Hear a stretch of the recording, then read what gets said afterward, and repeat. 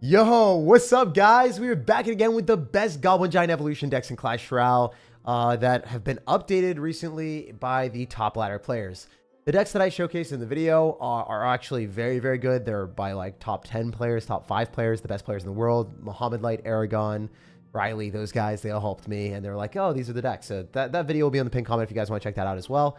And see more gameplay than the stream. The stream is also already going to be covering a lot. So, you know, let's jump right into it. The first deck is going to be played by the rank 52 and 42 player in the world. Juso, the Sparky player that has been playing it since literally day one, has always used this deck. It's really, really cool. It's nice because you're going to have arrows and you're going to also have the rage to remove a whole bunch of your opponent's distractions to the Sparky. You're also going to have the Goblin Giant, which is quite cool. And then also another big benefit of just in general, like of playing, is you get the capability of going for archers and minions and then also the Night Witch bats. And having all of that in one means that you're able to bait out a lot of your opponent's spells and have your cards die, so then you can collect the souls with the Skeleton King, throw down a Skeleton King, Goblin Giant Rage, and then have the Goblin Giant spawning goblins, the Skeleton King spawning skeletons, and then everything's attacking faster because the Rage and the Sparky might just randomly hit things because the opponent's unprepared. Other cool things about it, just great deck to play if you guys are bad at the game. So if you're bad at the game, great deck because you can be terrible and play it. There's another deck that's played by the rank 12 player in the world. Also, someone in the top 20 is also playing it. I forgot what rank they are. But mainly just going for Goblin Giants. Play pretty aggressive. Get a good opportunity by breaking down their building or high damage range card with a Void. And then use the Goblin Giant Prince and Evo Bomber. And then the guards are just there as a defensive card. Phoenix is more of a defensive card. But these 3 cards are going to be spamming a lot on offense. And then also the Void. So great deck. 3 spells. A little bit harder to play. But it is very strong. Also, want to be using Princess Tower in all of these decks. I guess Juso is playing Cannoneer, but I think that Princess Tower is probably better. So, swap into the Princess Tower, it is a little bit stronger. Anyway, the rank 12 player that I will show because you probably don't know who he is, or I guess 13 in the world now. That's the guy that is playing the deck right here that we are going to be playing first, the top ladder deck. Anyway, let's jump right into business and see what we can do. Oh, I forgot to evolve my Goblin Giant. Nice. Title of the stream, Evolve Goblin Giant decks. What did I do? Decided not to run Goblin Giant in the very first game of the day. Bear with me, bros. Bear with me. I barely have a shred of an intelligence left in me, so it is what it is. Also, I'm sure you guys have witnessed something for the very first time. Maybe you guys can look at this and be like, wow, Jake, I'm so proud of you. It's almost as if you realized how to be able to stream without potato quality. I know, guys, it's amazing. So I ended up connecting a different thing that I recorded with a long time ago, and it ended up working decently, but it only works if I use a very specific USB 3 cable that is like higher end than the charging cable. So I had to order one of those, and I had to pray that it was going to work, and it worked. So I was very, very happy and proud that, you know, now I can stream for you guys while we wait for my computer to get fixed. So yeah, are you guys proud? Let me know in the comment section. Be like, Jake, wow, you fixed your computer within a day. I mean, it took me a little bit longer. I wasn't able to stream until later at night. We still got it done, you know? Still streaming or recording content every day, and it doesn't even matter. I guess we don't even care if we have an evolution or not. It's still a Goblin Giant. The unevolved Goblin Giant.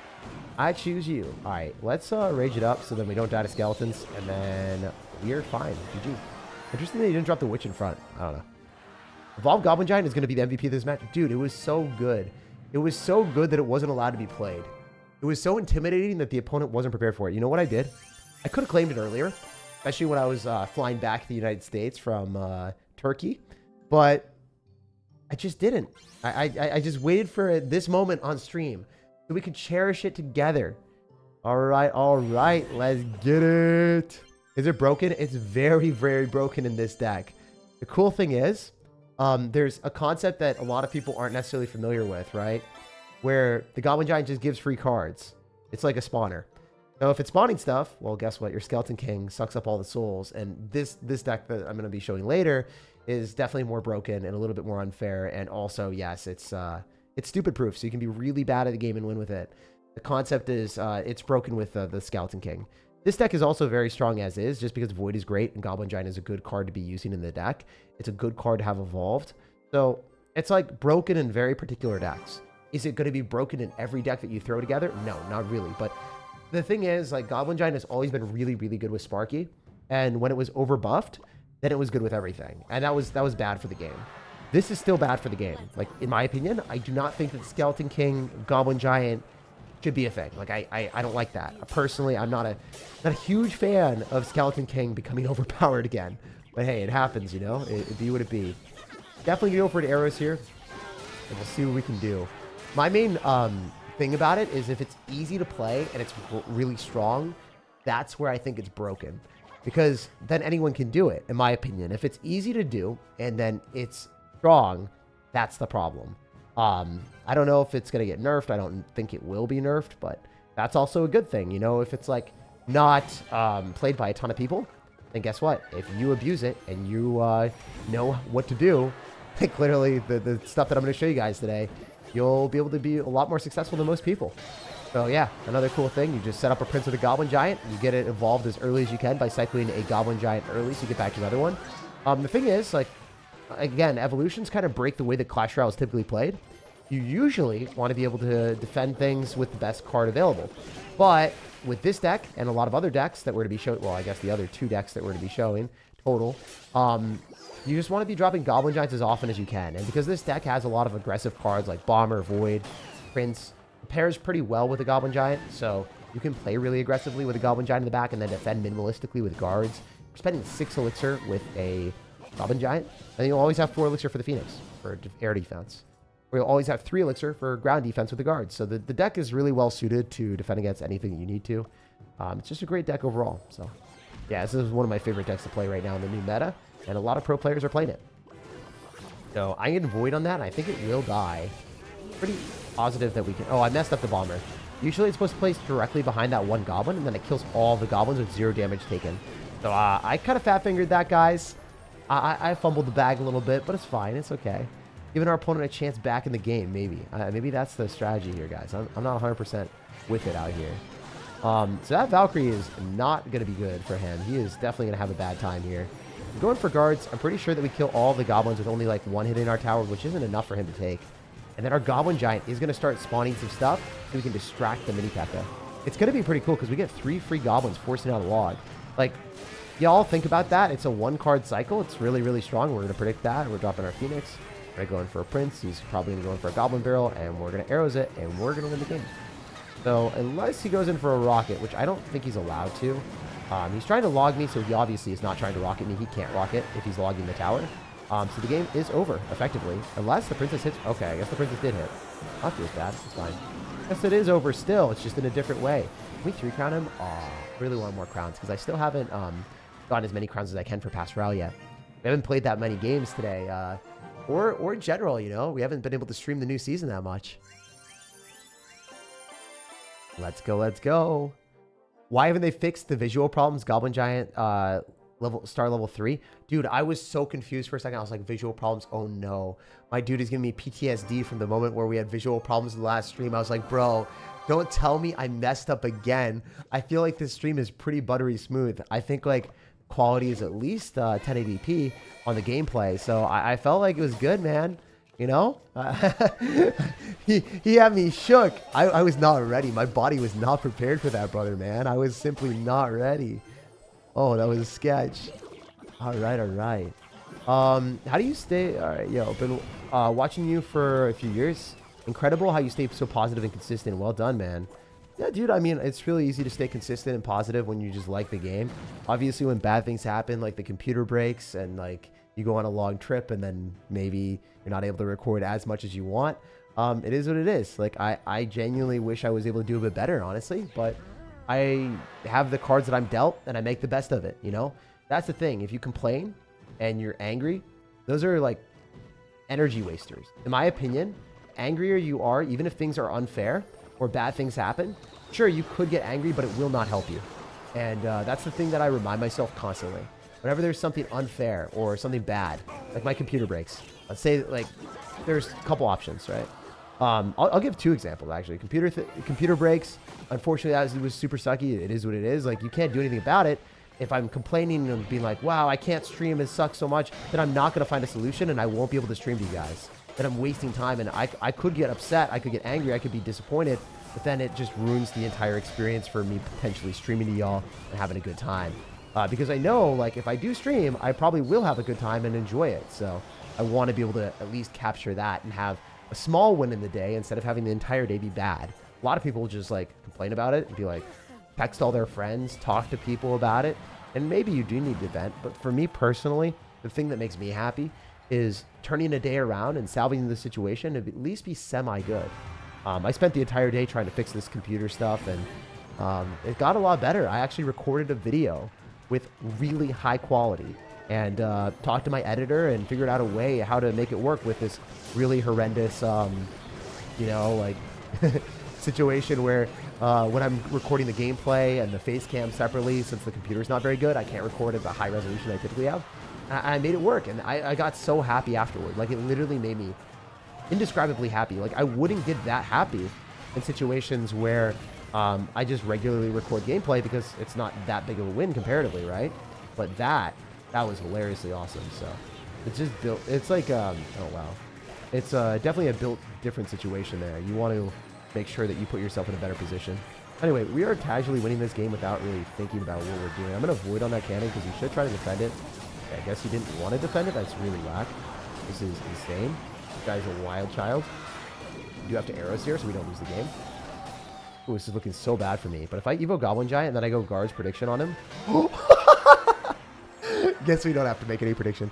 I was going to go Guards in the middle, like as far up at the bridge as possible. And then he would fisherman and he would pull the Guards instead of the Goblin Giant. So that was the play. But anyway, yeah, the computer thing sucked. And I got a much better situation. I walked away with a win. Live stream is incredible. Like, I don't know, man. This is gonna be the highlight of my day, and I'm gonna go to bed happy. Also, Fly with Ty, thank you for the $10, brother, man. Appreciate that a ton. Oh my gosh, you got a rare at least? Nice. All right, give me some rare cards. Give me some rare cards. I need to max those back up. All right, well, that's fine too. We're waiting for Clash Royale to introduce 5 more legendary cards into the game. It will happen. 4-year contract signed, says Mad P. What's up, dude? 4 years. What does that mean? All right. Let's get it. I meant the card tag. The Spar Goblin's hair is floating in the air. Spear Goblins is what you meant. Okay, I was so confused. You know, sometimes people are like, fake it, and they don't actually understand what people... They understand what people are saying, and then they just like read it out loud, and they try to get a funny moment. For me, I genuinely just don't read things correctly, like half the time. I look at it, I'm like... processing it in my brain, and I just say it stupidly. And I look at myself, I'm like, well, you know, maybe people can laugh at that, hopefully. It's a little bit embarrassing, but if you would be, we're going to void here, and we're going to go for a rage as well. The other thing that a lot of my friends get triggered about is, like, if they get someone that's confrontational or just mean or, like, kind of rude, sometimes, like, there's really irrational people that my friends will run into. Like, they'll vent to me about it, and they'll be like, wow, like, this person, like, I don't know, just decided to start a random argument with me for no reason. It's so disappointing that, like, society is like that. And I'm like, no, I kind of expect it. Like, I expect people, no matter where we are, like, in life, like, I expect someone to get angry because not everyone's having a good time in life. Sometimes people just, like, either feel privileged that they are better than others, so then they'll, like, try to do things that are crazy, that are just, like, insane. Like, for instance, I was driving yesterday. No, I was driving, I think it was yesterday. Yeah, it was yesterday. I saw someone with an Audi that there's a lane for buses. They legitimately went in the bus lane. And brother, man, holy heck. He sped like a savage. He sped faster than this princess raged up. And he just went. It was dangerous. There was like a 30-mile-an-hour spot where there were multiple lights. And he just went through everything. I was like, bro had to get somewhere. Or he just thought he was way better than everyone else. I don't know which was the case, but either one was like insane. Like, you know, maybe his pregnant wife was like trying to get birth or something. But I doubt it. I doubt it, but like there's an off chance. Anyway, he went in the bus lane, freaking passed everyone, and sped like a savage with the sports car. So like, it was funny. And then today in pickleball, the other thing is there's a guy that was so it's like pick up pickleball, right? So you just play with whoever's near you and whatever. Like there's a line and you wait in line. This guy was 2 things below us in line. Like he didn't want to wait his turn. He got so angry that I and my friend were playing singles, and just playing pickleball and getting two other friends to play. He, for whatever reason, like I've never seen this in my life, he legitimately thought that he should be playing over us. Maybe he thought he was better or something. I don't know. But there was definitely this sense of entitlement where he was like, I'm 2 things back, but I should be playing now. I was like, wait, what? That doesn't even make sense. Like, it was hilarious. He like kept starting like this conversation and like wouldn't stop it. I was like, what the? It was one of the most insane things ever. But yeah, you always have to remind yourself that there's people like that, and then like speedsters on the road. Like, you can't control those people. You just try not to have like prolonged conversations with them, and just move on with the rest of your life. Never like have them have rent free in your brain either. My friends had that stuff happen with like saunas as well. Like one guy, like, oh, like you're like he put his one of his things like in a locker, and for whatever reason the guy was like, oh, that's like too close to my locker, and he like freaked out like really aggressively. I was like, oh my gosh, like, dude, I'll just move it or whatever. But like, it was so funny. Like, so yeah, there's just people in this world that you don't mess with if they're like a little bit unhinged or just crazy. You just accept that that's a thing. It's funny though. It's funny that that's the case. Clash Royale did break the Goblin Giant, but life did break people as well. So you have to understand that that's a thing.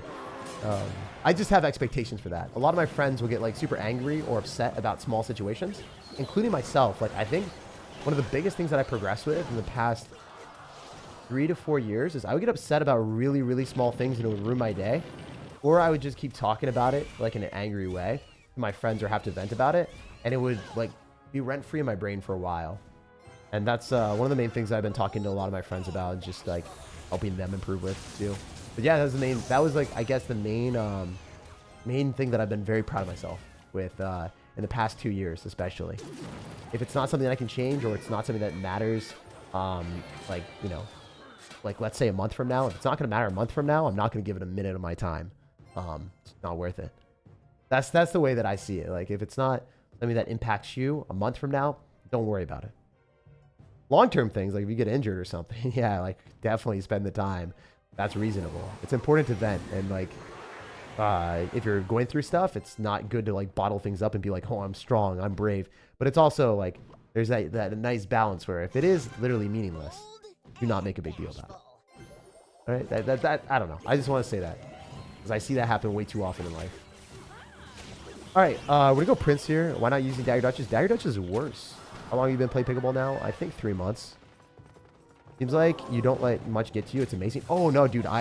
So that being said, a lot of stuff. So someone called me out for this. They're like, these things get to you. If you want to see me getting triggered or upset or tilted, you can watch the stream from 2 weeks ago. Or sorry, it was like 2 streams ago. It was the one before I went to the EWC. When I lose like 10 games in a row in Clash Royale in front of like 1,000 people live, and then also like I have a flight to catch where I wanted to go to Esports World Cup, and I was flying to Saudi Arabia, and I was going all the way around the world, right? So doing that trip, and then also like having a bad experience where I was like potentially gonna miss my flight, and I wasn't playing well, and I was tilted, and I hadn't had food yet. I got super tilted. So like, I am a human. I definitely do have bad days too, but I try to minimize those. I try to have as good of days as I can, and I recognize that I have bad days too, but it is what it is. Like, I'm definitely not perfect from that perspective. I don't want to give that impression, because I definitely do get tilted. If you want to watch me get tilted, watch that. It's pretty funny. But yeah, those days are far and few between. They do not happen often. Also, like, losing in Clash Royale, it doesn't really matter to me. Like, I expect to lose games as well. Like, you can't win every game you play. You watch 18-year-old me, I would get triggered when I lost a game in Clash Royale. I'd be like, how could this guy beat me? I'm so much better. And unironically, people have that opinion or feeling in real life. Like, that is a actual belief. Like, I grew up from 18 years old Jake. Some people still live in as an 18-year-old man-child. Some people. Not everyone. There are some people. Wow, that Goblin Giant is wrecking. Again, with Rage is so good. It's actually so good. I love this card. With Void, it's so good. Allows you to break through buildings, get the Goblin Giant spawning goblins on the tower. It's like a goblin drill almost when it gets on the tower. It's 1 AM. Why are you streaming Clash Royale? I stream Clash Royale or create content every day. So I didn't do it today, and we're doing it. We're fulfilling the bill, and we're making it happen. It's one of those things that I need. It's food, water, and Clash Royale stream or YouTube video every day, bro. I love it. Love the community. Always want to be a part of it. And yeah, it wouldn't be the same if I went a day without content. All right, let's run it. Let's go for a rage. I think it's probably good. I mean, alternatively, we could have done some other stuff, but I think the rage is tight because we can rage up the Goblin Giant and the Prince a little bit faster, and maybe apply more pressure that way. I could arrows here. I don't really want to. I think the Goblin Giant. Oh, arrows would have been fine. Arrows would have been divine. You know what? It's still okay. I can go guards. It pulls back the Phoenix, and it kills the Little Prince too. Any of the new Goblin cards still good after the nerfs? Yeah, Demolisher is broken. Demolisher is still very strong. The thing is, dude, like, people think that every card is bad after a nerf, and that's just not how it is. So I'm glad that you don't feel that way. I'm glad that you actually understand, like, the game a little bit better than a lot of other people that just rage and say, wow, my card is so bad. It doesn't work. And it's like, you know, some cards are a little bit worse, but they still have their place in the game. You can go to Rail API and see what pro players are playing, and you can look at the top 200 and see if card is played a lot, and if it is, then it's chances are it's still a pretty decent card. I think Goblin Demolisher is going to be strong for a while, so yeah, it just is what it is. No arrows here. It does kill the Little Prince, which is nice. I forget what his win condition is. Is it Hog Rider? Mortar? We saw Mortar, right? Graveyard. Mortar Graveyard. I forgot about the Graveyard. You know, I haven't eaten dinner yet. So hopefully we can be the winner without food. I will eat food right before I go to bed. Just a light little meal. Always great for your videos. My favorite card will always be Giant Skeleton. Any concept for the Giant Skeleton evolution will be? I'm not sure, man. I feel like it's just going to be like a really big bomb or something like that. Like, imagine the easy thing is like do 2 bombs. Or like multiple bombs. It could be something they take the cop-out thing and they do multiple bombs. Hopefully they do something a little bit better than that. We'll have to wait and see though, man. Alright, that was really, really weird. Okay. He's going to graveyard me. Alright, can we defend this? They're looking a little bit sketchy, not gonna lie. Not looking great. Well, we don't accept our fate of death. Not today, Satan. I'm just going to avoid that. I think that's worth. That was a terrible play. What is homie doing? I mean, I'm able to cycle the Evo Bomber now. I'll take that. We definitely do. Definitely take those. We're just trying to cycle the cards that get us to the evolution. That just makes the most sense. Objectively, if you want to win more games, you want to get to the cards that give you more value. The way to play Clash Royale at the higher levels. Goes in for a poison and a graveyard. That is a bad play, in my opinion. In my opinion. Merci beaucoup, sir. Alright. We're going to avoid that, of course. It should just die. Beautiful. I hit a really good placement. That was sick. I don't know if that was going to work. I said it, but I wasn't that confident, you know? Like, sometimes you say things and you're like, is this going to work, really? If it didn't work, I think I still won because I did Evo Bomber, and he would have dropped the ability. We'd have latched onto the ability with our Evo Bomber, and we'd have splashed onto his tower. I'm the one spectator, says Mika. Thank you for the $5, and thanks for spectating me out here. Spectating me in Clash Royale and also on YouTube. Beautiful. Are you going to stream the Double Evolution tournament again when it reruns? What do you mean? Is it actually rerunning? Are they doing another one? They're doing another double... Wait, is that actually the case, bro? I might run it back. If people complain about it enough and they get it to rerun, that'd be hilarious. Because they did kind of ruin the Double Evolution tournament with all the cheaters. That'd be so cool if they did it again. Because I didn't really have the time to play it because I was in Turkey, man. I like came back and I was like, I'm not really there. Oh, they're doing it again on July 13th? Of course I'll rerun it, brother. I got you. I'll be playing a lot better for that one, too. I won't have to, like, throw a game. I don't know if you guys remember, but I had to throw a game. I legitimately just tossed in the trash. How were there cheaters?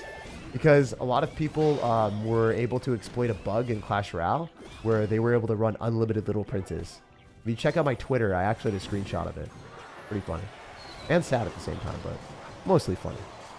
The way that Evo Goblin Giant works is it's a 1-cycle card, and then after the 1 cycle, when it's at 50% or lower health, you see the little yellow bar, it starts spawning stab goblins. So you get like a little miniature goblin gang almost. You think 3 Evo slots is a good idea? Horrible idea.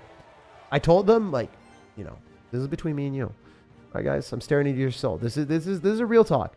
I told them I would quit if they did that. Probably not gonna quit, but I had to use everything I had. So I'm whisper a little bit of a low voice. Don't tell them that I probably wouldn't quit, but I threatened to quit.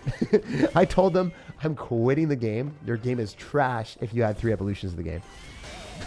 It'd be too chaotic. It'd be too chaotic. So I hope they don't do that. I was against 2 evolutions the entire time. I was like, 1 evolution is really cool because you can build a deck around it. I think that 2 was a little bit too much for the game. Honestly, I didn't like it.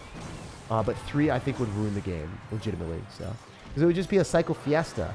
The way that evolutions work is you get more value by cycling 1 card. So intrinsically, cards that are cycle decks are going to be more beneficial because you can cycle Skeleton's Ice Spirit, get back to another card that you can get like closer to your evolution with, right?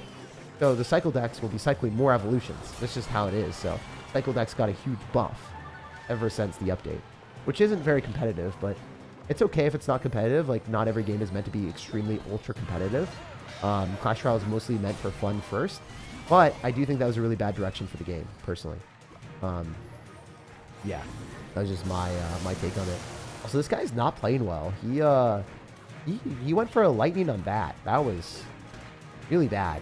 Since he has Electro Giant, he should be able to win without that. So it's just a really unfortunate decision for him, in my opinion. In my opinion. All right. So yeah, Electro Giant does kind of kill everything. It kills all our support cards, and then he's able to go cannon. Kind of annoying, but it is what it is. We somehow, well, I mean, that's an interesting play. I don't think that was good on his end either. I should be able to kill that. Might even be able to go Goblin Giant right now and void him. I don't know. We'll see.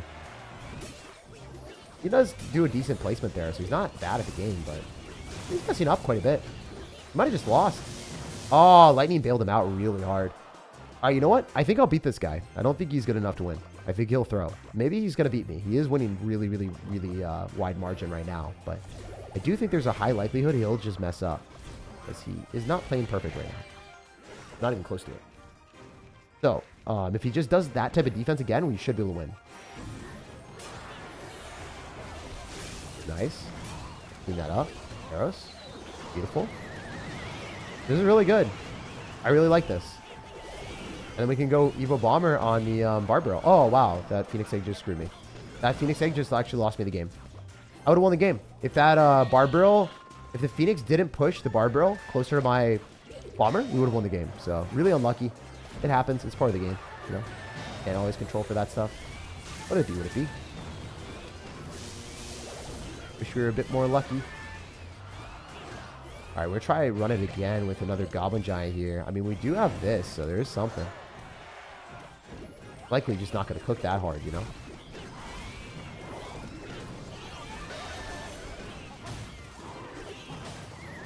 Yeah, this is all dead. I'm kind of dead. Unless, I mean, this is doing damage, so. Rage it up, do this. It doesn't go night, maybe. That Goblin Giant just hits his tower. I'm not going to hit it, though. And we use this Phoenix Egg. We just kill the Phoenix and then, like, use the egg to kill. I think it would have splashed on the Phoenix Egg. Yeah, it is what it is. Wish I was able to win that one, but can't win every game you play. Honestly, the reason we lost the game is because the Phoenix popped and knocked my opponent's Barbarian Barrel right into my Evo Bomber. If the Barb Barrel stayed where it was taking 2 shots bare minimum from the Evo Bomber, and that lost him the game instantly. Guaranteed. It is what it is. So close? Yeah, I didn't expect that. I looked at my thing and I thought it would work and it just didn't. Bomber screwed me, man. Or Phoenix. I would pay money for that Phoenix to not be on my team. I signed a 4-year Air Force contract from the past chat. Oh, nice, dude. Congratulations. Alright, we're going to go Rage on this. Because that might kill. Oh, it's not killing. That guy played so well. Genuinely well played. Like, I'm not even trolling. Like, you played well. You, sir, have my respect. That was very good on his end. Wow. Well, that happens sometimes. Activate King, maybe? Yes, sir! Hallelujah. Alright, this is a game. You lost. I mean, he's good. He's a good player. I just think that Void is a little bit overpowered. From the concept of like just using 3 elixir to break down a building or a high range card or a high damage range card. Like conceptually, it's just not very fair for the game, especially with Goblin Giant, because the way the Goblin Giant works is if it's low HP and it's near your opponent's tower, you just like, you pop off. You pop off with the goblins. It is what it is. All right, we should go do that and then go goblins after. This. Rage it up. I think I didn't play that very well. I took the damage on top of the cannon instead of like raging up my bomber. I think that was a misstep on our end, but it is what it is. It was really bad Void. Arrows would have been better. Or just like letting it go, honestly. And then Evo Bombering would have been nice. A lot of different plays I could have done. It's a weird concept to be like, I should Evo Bomber that, but I don't want to because I think that Evo Bomber is better suited on offense, especially since I don't think this guy is going to predict our Evo Bomber like on top of his Ice Golem. So what I want to do is I want to go Goblin Giant and then I want to do it. Just do this. Do this. Cards. And I think this does like 3 hits, maybe. Maybe 3. I think it's at least 3. I think the game's over. Yeah, it's over. But yeah, as I said, like if you get a good Evo Bomber on offense, it's just a super, super solid card. So I very much enjoy that. I'm going to go Prince here because he should be in front. Prediction was really good. I think his Little Prince dies without much damage on us. And then even if he does that, I don't really care. I'm just going to go Bomber. And then we can Void. Cannon should die. And then we can go in for a Rage as well. Let's go Rage up the Goblin Giant as early as we can so we can get more Goblins. And then, yeah, we're in a great spot. Actually, I don't know if the Rage works on the Goblins. It should. It basically spawns them, so I don't know. Y'all let me know. Does the Rage work on spawning Goblins? I know it works with Elixir Collector, so like if you get more Elixir, you should probably be able to get more Goblins. It would make sense.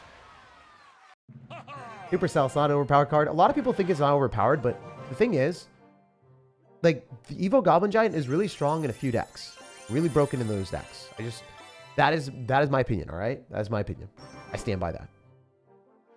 How do you unlock the second evolution slot? By being really good at the game. By being so talented at the game that you find a way to level 15 by spending money. But not actually, man. Like, don't do that. Don't spend money on the game. Besides Pass Royale, if you do have money, Pass Royale is worth it. The other stuff is just kind of scammy. Don't buy the terrible offers in the shop. When is the stream ending? I'm not sure. Whenever I feel like it, man. I just want to vibe with you guys, enjoy it. How's the quality, by the way? Is this a lot better than the potato quality? Let me know down below in the comment section or in the chat if you guys are like, yo, the stream's pretty good, Jake. Good job. Also, let me know if Jake, hey, you're terrible, the stream's terrible, everything's bad. That's fine as well. Let me know. There's a pay-to-win shortcut. Yeah, there is. There is. Can you watch the top global games? I'm not going to watch the top global tournament games. It's not worth it, man. Good quality? Yeah, that's what we like to hear, brother, man. That's what we like to hear. Alright, so if I was better at the game, do this. Sacrifice. Sacrifice and it walks, and then it dies. Okay, I don't know if that was the right play. I did it. Give it a 2 out of 10. I think we could have dropped a better bomber placement and been fine. Let's go, let's go. All right, we're going to go Goblin Giant here as well. Crisp quality. It looks good today. I'm glad to hear it. I'm glad to hear it. Better quality than last year? Yeah, of course. I mean, it's still not as good as normal, but I like what we have. We have a $100 recording software instead of a $500 recording software. So money doesn't always matter, but when you're using like the best recording software and you're stepping down, it just feels bad, you know. It feels bad, man. I was trying to do a free-to-play software before because I wasn't even able to use my $100 software. But yeah, I invest a lot of money back into the content. So like all the money that you guys give for the creator code, it goes back into the content. Like I had to spend a lot of money to get my computer fixed. I actually had to spend $550 for a different motherboard and for the repairs. And because of the creator code and because of sponsorships, I'm actually able to do that. And I'm really blessed to be able to say like, wow, I'm able to stream instead of waiting. I don't know. How long is it going to, how long would it be? Like probably, I think legitimately I wouldn't be able to create content or do anything for like 2 weeks if I didn't do that. Legitimately 2 weeks with all the issues and things that went on. So I'm super thankful that I was able to get a knowledgeable person and, you know, friends helping me out and all that stuff. So yeah, huge thank you guys for all the support. Otherwise, we would have been screwed. There would be no content. It's fixed? It will be fixed, yeah. It's not fixed right now, but it will be fixed. Also, you know, I don't think this guy's able to fix his tower. Oh my gosh, dude. I don't 3-crown after I said he won't be able to fix his tower. There's no coming back mentally from that. There's no coming back mentally from that. Please, oh my gosh. Oh. That's insane. How much do you make from the creator code? I don't make enough to cover my editing, but, you know, when stuff stacks up, when the creator code stacks up, over time, it does make a big difference. Like without the creator code, so let's put it this way. The creator code does not cover my editing. That's why I need to take sponsorships. The creator code does not cover a lot of things, but adding the creator code as a supplementary source of income, without it, I wouldn't be able to function the way I am, if that makes sense.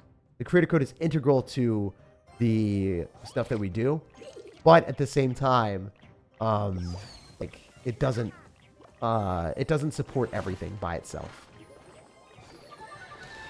550? No, yeah, the motherboard was really expensive. Like, this is a custom built PC that I balled out for. That I was like, I will build the best PC ever, and it was, yeah. It's $550 for first day shipping, someone doing the repair for me, and also the motherboard. That's what it is. So it's a lot. It's a lot but it was also a necessity because I had things that I had to do where it's like, I had this Squad Busters thing where I promised to record it, and if I didn't, I would be losing, I'd be losing out on the sponsorship as well. So it's like, you know, if I spend an extra $100, I'll get that back from the sponsorship. So it's fine, which is pretty important to like actually be able to fulfill the sponsorship.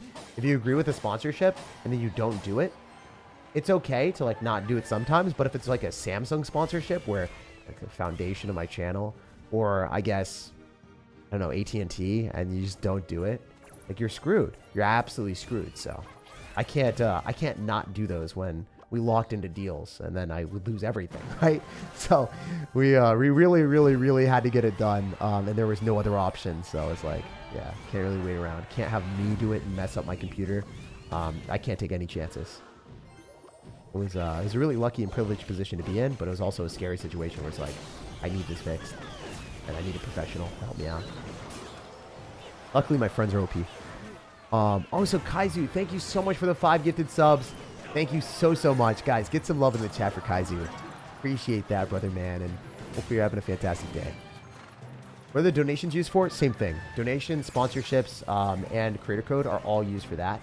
My personal living expenses and everything are directly taken from AdSense. If you watch a ad on the video, if you watch like some random ad on the video that isn't a sponsorship, that doesn't have me, well, let's say like Coca-Cola sponsors something, and it's not from me.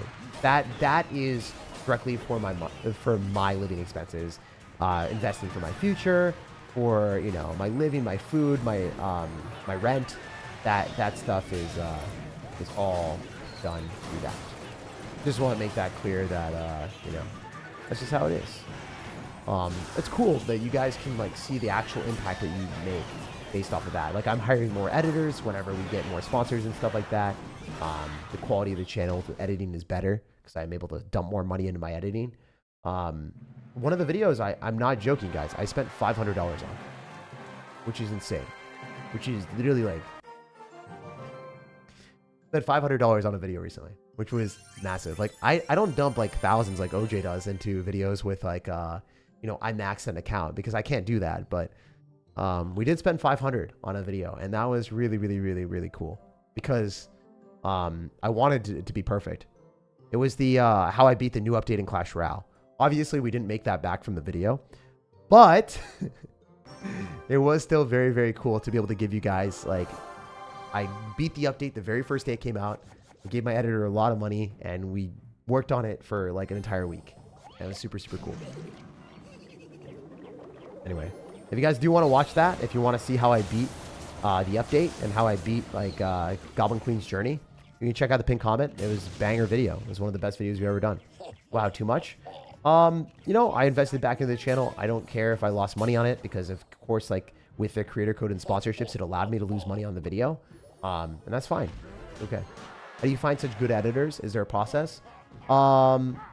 Yeah, I mean, I work with them a lot. I'm a pretty good editor myself. So if I'm a good editor, I know what looks good. So I'm able to tell them, hey, this looks good. This looks bad. Let's like not do it.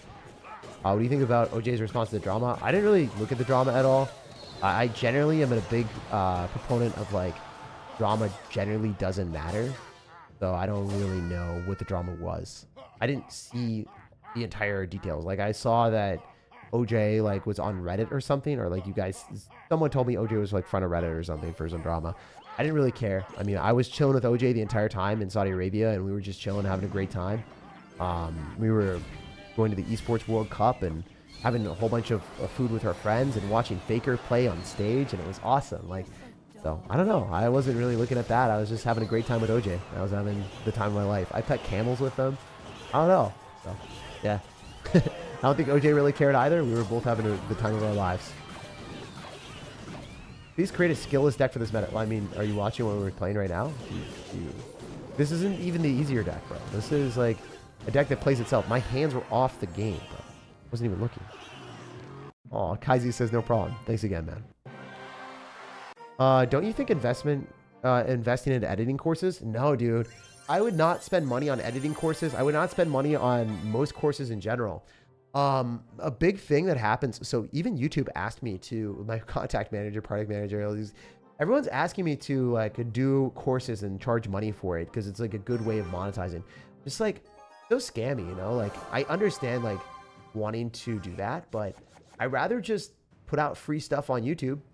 And then if you guys want to watch and support me, you can go and, I don't know, like just watch for free. And then I make money off of you guys from watching the videos from ads. And that's cool.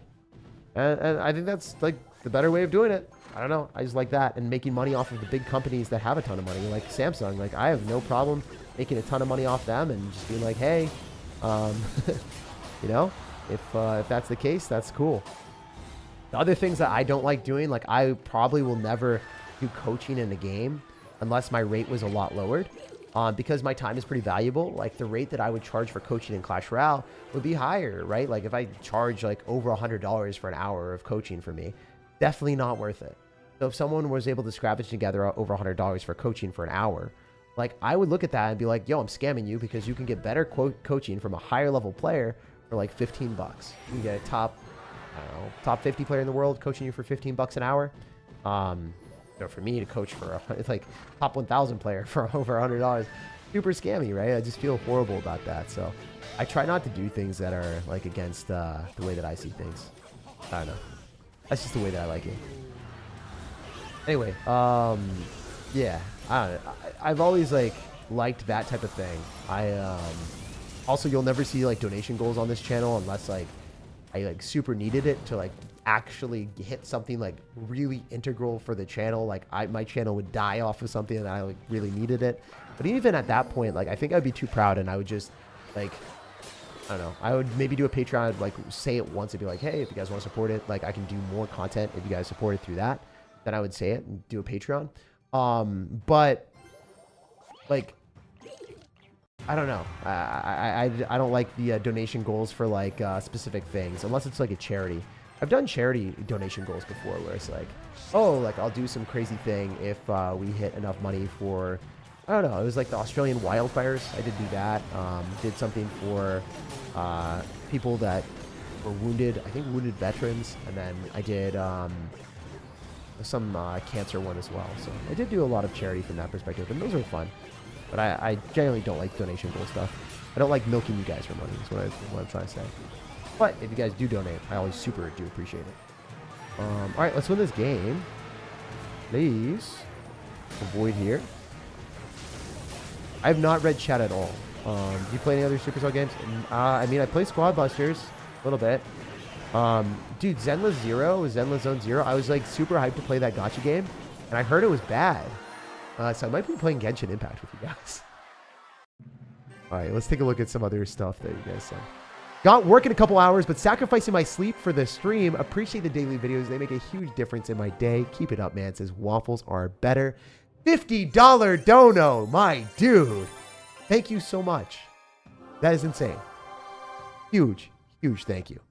I love you, Waffles. Dude, I actually have a Waffles mix. I was going to make some today. I think I'm making them tomorrow because of you. I think you've sealed it, dude. You sealed the deal. Waffles are going to be in my stomach tomorrow. It just sounds so weird, but that is what I'm having. We're going to have a healthy dosage of waffles to start the day tomorrow. Thank you, brother man. And also, Sailor, I am sorry that I didn't read your name. It says, this is Sailor, by the way. Rebrand. Dude, I like the rebrand. I like the rebrand. Your old name was too hard to say. I'm not going to lie. I kept saying it incorrectly 5 different times before I could say it correctly even once. It's just... You can call me stupid. That's also accurate. But, like, you know, I wish I was able to say it correctly. Maybe that was part of the mission, bro. I honestly secretly thought that you deep down liked when I missaid it. Ugh.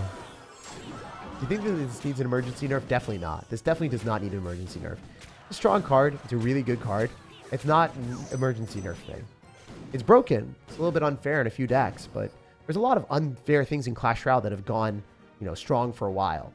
And I don't even think that the card needs a nerf. I think that the synergy, like, is really kind of unfair. That's what I would say is a bit broken. So I might lose this game, by the way, because recruits are so good in this meta. Recruits are really, really, really, really, really, really S tier. Because Dagger Duchess used to kill them. And Dagger Duchess was, like, by far one of the better cards in Clash Royale. Or, actually, it was the best card. So, yeah, that was the problem. I just got wrecked by recruits. That was not even a close game, was it, eh? I don't have splash damage besides the bomber, so... I have a tough game.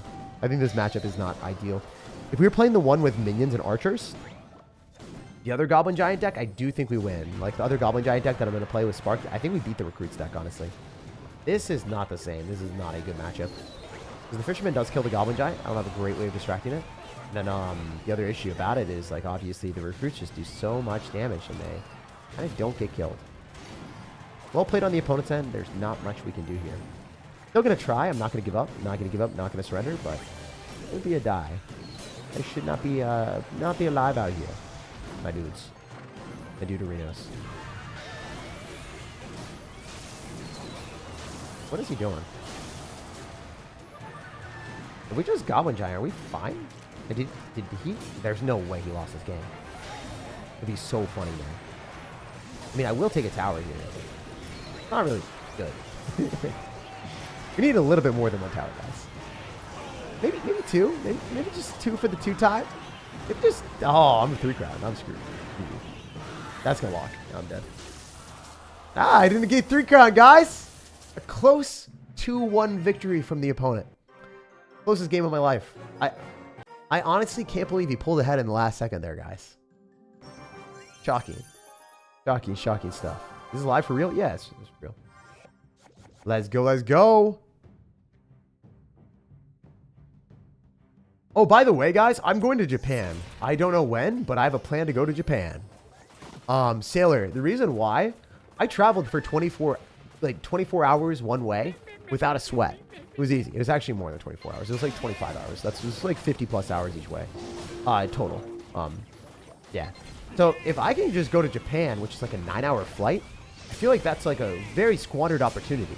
I super can't wait to go to Japan, because if I'm able to travel for 20, I know I've trained my brain. I went to Saudi Arabia. I was able to do it somehow, some way.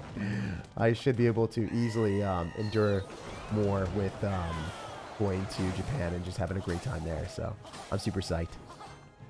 There's a reason I changed my name. Don't worry. You're not stupid. Most people said it wrong. Now I'm all about that Japanese. Yes, sir. How much is 1,000 yen? Damn. I don't know. I actually have no idea. Taylor, how much is 1,000 yen?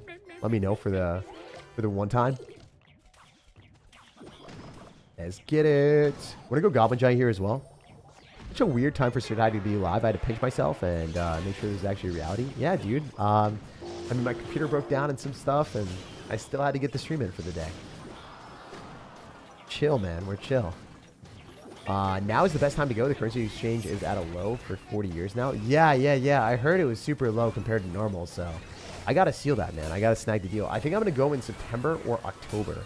I'll just book the flight kind of like last minute-ish and then figure it out. I have other trips and things that I'm doing. Like one of my friends has a big birthday, and I want to go and see them because I haven't seen them. They're in Canada, and might create some content off that. I don't know. And then definitely want to go to Japan, so we'll figure that out. There's a few things that I want to do, and I think we can make it happen. 160 yen is $1. Wow, that's an insane conversion, bro. That is sick. All right, we can go guards here and make a prediction on the fisherman or something. I guess there's no fisherman to be seen. That's pretty mean, bro. Pretty mean. Lose the P.E.K.K.A? There's no way. That P.E.K.K.A got pulverized on his side of the map. Bro's still running Dagger Duchess. He's smiley facing, but he's not actually smiley facing. He's got that, like, you know, mask on and you're smiling, but you're really not. We're flocking with the Phoenixes out here. I'm from Saudi Arabia, and I believe we more safe than most of Europe. I don't know, man. I feel like I haven't really went to an unsafe country yet in my life, which is kind of cool. I've had a lot of friends that have went to different places or they felt like not safe. Like my math teacher from UPenn was talking to me. He's like, yo, I went to this country. I forget which country it was. Like, bro, they had us up with guns and stuff, and like it was just like bad. The most unsafe I've ever felt was in Frankfurt Airport. I hate that place. I hate Frankfurt Airport with my life. That people were so mean. Like the airport security, I was like about to miss a flight. I was like, hey, ma'am, can I please, like, you know, like I'm about to miss my flight. I want to go back home for Thanksgiving to see my family.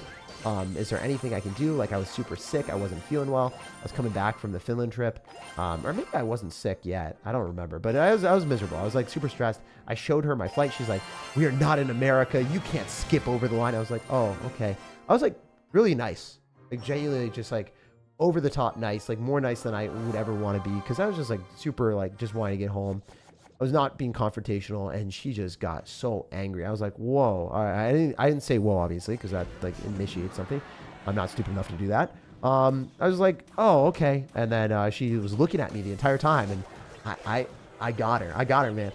When she turned around and she went in the other direction, I like went to the front of the line. I was like, hey, I'm about to miss my connection. Like I would have to wait in the airport overnight. Is there any way I can go in front of you, please? I'm about to miss my connection. And then the person was actually kind enough to let me go past. But if that lady saw me, she's going to kick me to the end of the line and ruin my day. She's going to give me a Spartan kick, bruh. So people like that, I genuinely feel like they have like something really wrong in life. If they're super, super angry, or maybe they just had a really bad experience with other people, since the airport is not necessarily very nice. A lot of people are not nice to people in customer service. I guess I can't blame her too much. Maybe she just had some really awful American before that, which is probably certainly what happened. So she was scarred. She's like, when I see another American, he is going to get sent to the Shadow Realm. And I was unfortunately that American that she saw. Oh man, I literally like the whitest American that you'd ever see. Like, I don't know. I talk American. I just look American. So yeah, I stuck out like a sore thumb. I was her target. Oh, it was not a time. It was not a time. All right. Well, I thought I had Dagger Duchess for a second. I remembered that I can't kill Wizard. Wow. That happened to y'all. Where you look at your tower and you're like, why are you not Dagger Duchess from like a month ago? Remember, what are your favorite predictions that caused you to come back from the match? I played against Marcel P. And I predicted a Fire Spirit on top of a minion horde that he dropped in the middle, and I killed him. I Fire Spirited here, and the Fire Spirit jumped over the river, killed the minion horde, and I won the game. I also have made prediction zaps on top of skeletons and had my Prince charge on a tower before. And those are very satisfying, because the opponent is expecting that not to happen, so then they lose the game instantly. Plays like that, I super, super love. But the one against Marcel P, the Fire Spirit on the minion horde, and there were multiple Fire Spirits, so they actually fully killed the minion horde. It was by far my favorite play. It was a 2 elixir card, and it had multiple Fire Spirits jump and kill me north. I actually got it in a video. I forget which video it was, but it was an old one. So, if you guys remember, you're a real one. If you guys go back and watch that. Tell them you're Canadian. Oh, dude, if I told them I was Canadian, I'd be fine. Honestly, she'd be like, I wouldn't appreciate that back sass. She would have done something, man. She was not happy. I don't think whatever I said, like, I would have lost that interaction. I was starting under-leveled, man. I was like 5 levels under-leveled against that lady. I was not going to win that interaction, brother, man. It was not happening. I was going to catch the smoke. I was going to catch the smoke regardless. She was a riled-up individual. He was more riled up than Riley. She stole Riley's name. You put him to shame. Maybe if I goblin barreled around her, that would have been the play. I think that was the play. Like if I just like goblin barreled around her, you know, I'd probably take a W. But unfortunately, I didn't understand that tech, you know. I know you could goblin barrel in real life. How about India? I've never been to India before. You look British? All white people look the same, dude. I don't know. The people that are foreign, every white person looks the same. At least like me. I feel like an NPC sometimes. Not all the time. I guess my hair sets me apart a little bit different. But like if I have the, what do I say? Like if you have like the standard haircut where it's kind of like a buzz cut and you're a white dude with blonde hair and blue eyes, you kind of look like an NPC character. Not gonna lie. I had that haircut for a while. I looked like an NPC. I do not like that. It's like not bad. It's just like, it looks like straight out of like a video game, like the default character. Some people actually look really good with it. I know I do not, because I don't know. I just don't have good facial features comparatively to the people that are that make it work. Or like super jacked and muscular. If you see people that are muscular and they have that haircut, they freaking slap. For me, I'm a little twig. It doesn't look good. Doesn't look good. I look a lot better with longer hair. Depends on people's muscles and also their facial structure. For instance, if you're bald and you are muscular, you just look so good. You look like a Greek god. Or just like, you look incredible. There's so many people that are bald that are really muscular. It's like such a good look. I think you don't look as good if you are bald and you are not muscular. If you are bald and muscular, it is a phenomenal power play. All right, what do we do here? Do we win? We're spending a lot of goblins here. Your hair is short? Yeah, it's pretty long compared to what it is normally for me. It's all relative, obviously. You play Squad Busters? Also, everything I'm saying is just like an opinion. It's not also objective, and it's also very relative. Like, things like long, short, like, it's different, right? I'm heading to bed. Win as many games as you can for me, Jake. See you later. I'll see you later, man. Hopefully you sleep well. Often do you work out? I work out every day, if you count pickleball or activities. I hike, I work out, I do something every day. But gym, I've been going once a week right now. I haven't been going as much as I want, especially because well, that's not true. I guess this is a bad week to say because like my computer broke, and then also I went to, not Finland, I went to Saudi Arabia, so like I haven't been able to really have the schedule I want. I should have went to the gym in Saudi Arabia just to check it out. I know a lot of other people did, like the CEO of Tribe went. I was like, damn, didn't know that you did that. Really would have been sick to gym with him. I did not. Probably next time. Also, I would ignore this if I had dagger dodges, but I'm not allowed to. I have to rage this. Raging Bolt, guys. We're at Pokemon right now. Princess Tower is so bad for the game. We finally got a good tower and they killed the card. No, dude. Princess Tower is good for the game. What? That's a bad take, bro. All right. Reason why that's a bad take, I'm willing to argue this with you. You can give me any opinion that you want, and I'd love to have a conversation on this. I think that Princess Tower is good for the game because it forces people to defend. If people are not forced to defend, they don't actually have to know many interactions. They can just sit back and watch their tower do things. Like, it is literally so cool that you actually have to think about your defense, and you can't just ignore everything. It was so bad for the game. I hated it. I really hated bad players beating me because they could just ignore everything and then go all in with a hard counter. If people hard counter you, you couldn't really win because then the tower, you were fighting against the hard counter and you were fighting against the tower. So that was like the big issue. If people hard countered you, you auto lost because you're fighting against the hard counter and the tower at the same time. Which in my opinion is just like a really bad decision for games to ever construct some situation where you can't beat hard counters. You can't have outplay ability. Wow. Wow, with Rage, this thing's just stupid. With Rage, it's just dumb. Rage Prince, void the building, arrows away the support cards like Archers or Firecracker. It's unbelievably strong. This deck is so good. Holy. Also, if you guys are enjoying the content or just vibing with me, drop a like on the video. It goes a long way. It allows me to do these streams or videos every single day. And yeah, I want to say love you guys. Appreciate you supporting me. And wouldn't be where I am in life or be able to do what I do without you guys. So I wake up every day. I'm like, damn, I'm able to play video games. I'm able to chill with an awesome community where there's multiple levels to it. Like, not only do I get to play video games for a living, but I also have a community that I wouldn't trade for another community. Like, look at a lot of other communities where people are super famous or big or whatever. Communities genuinely, like, usually suck. Or bigger content creators, like, super toxic stuff. Like, you watch my stream chat compared to anyone else's in Clash Royale, there's no comparison. You guys are built different, for real. So, very, very lucky to have the people that we have in this community.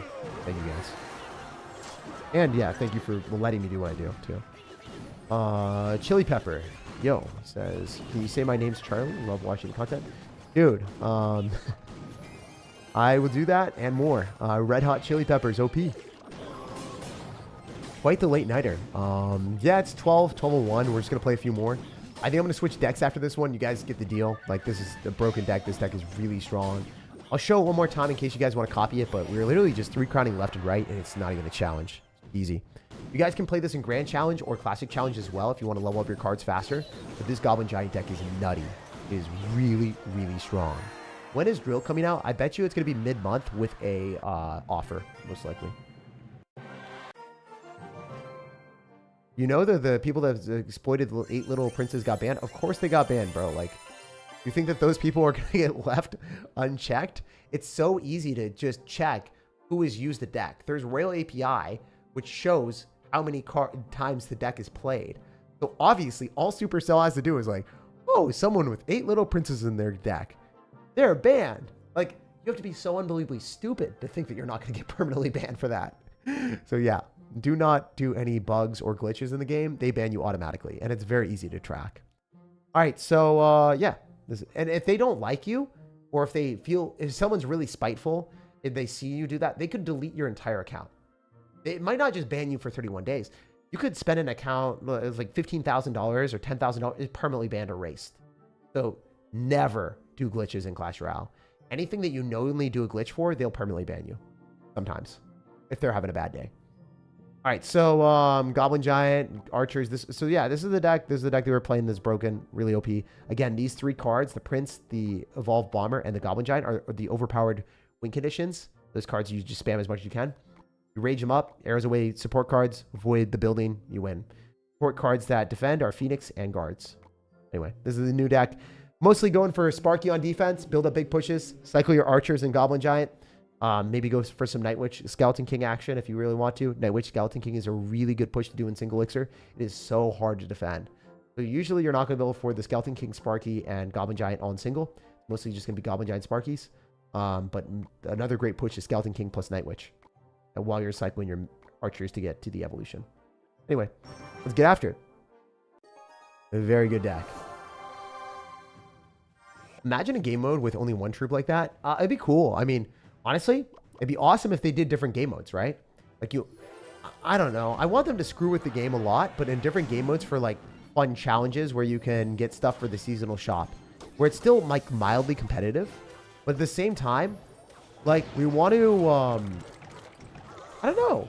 We just want to see stuff like that, bro. Like we want things that are mildly competitive yet fun.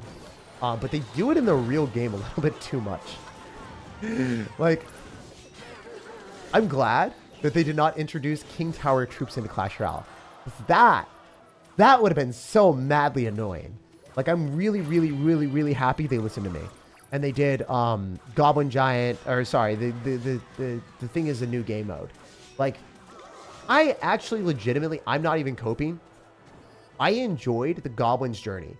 Maybe because I'm an ultra competitive person and I love getting through things super quickly and being able to do something in an entire day and being one of the first people, actually screw it, I was the first person to get to the highest part of the Goblin Queen journey and unlock everything and play the broken cards. Like I was one of the very, very, very, very, very first.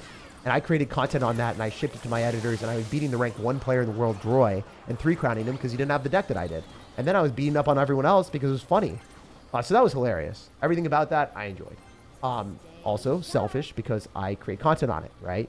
But I really, really enjoy doing something, grinding it, being one of the first, and having this sense of accomplishment. I don't really love the game mode that much. I do like that there was innovation and you had to understand how to play it. Like it allowed you to refine very specific techniques, like dropping your Goblin Cage in the correct placement to counter Goblin Giant at the most optimal tile. Like if you didn't know that, you were literally just losing games. There are a lot of cool things like that. And also, like, learning, oh, one goblin will always go towards the tower. If you guys didn't know, the way that it works is if you go in for a Goblin Giant at the river, one goblin will always spawn and go towards the tower if they drop a Goblin cage in the middle to go and pull the Goblin Giant. The Goblin Giant won't get pulled, plus all the goblins. Some of the goblins will still stay alive, and they'll go towards the tower. So it's nice, like, learning those nuances that allow you to, like, outplay opponents. Maybe I'm nerdy, maybe I'm stupid, maybe this is something that you guys don't like, but I vibe with that.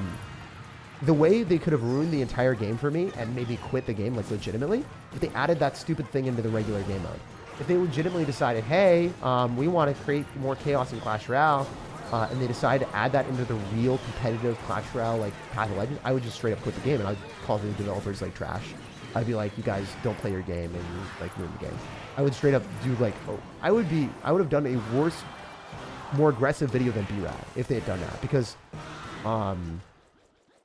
yeah, I would have been like really angry, like super omega angry if they had done that in the regular game mode. So I'm really happy it's in an isolated game mode that doesn't ruin the game.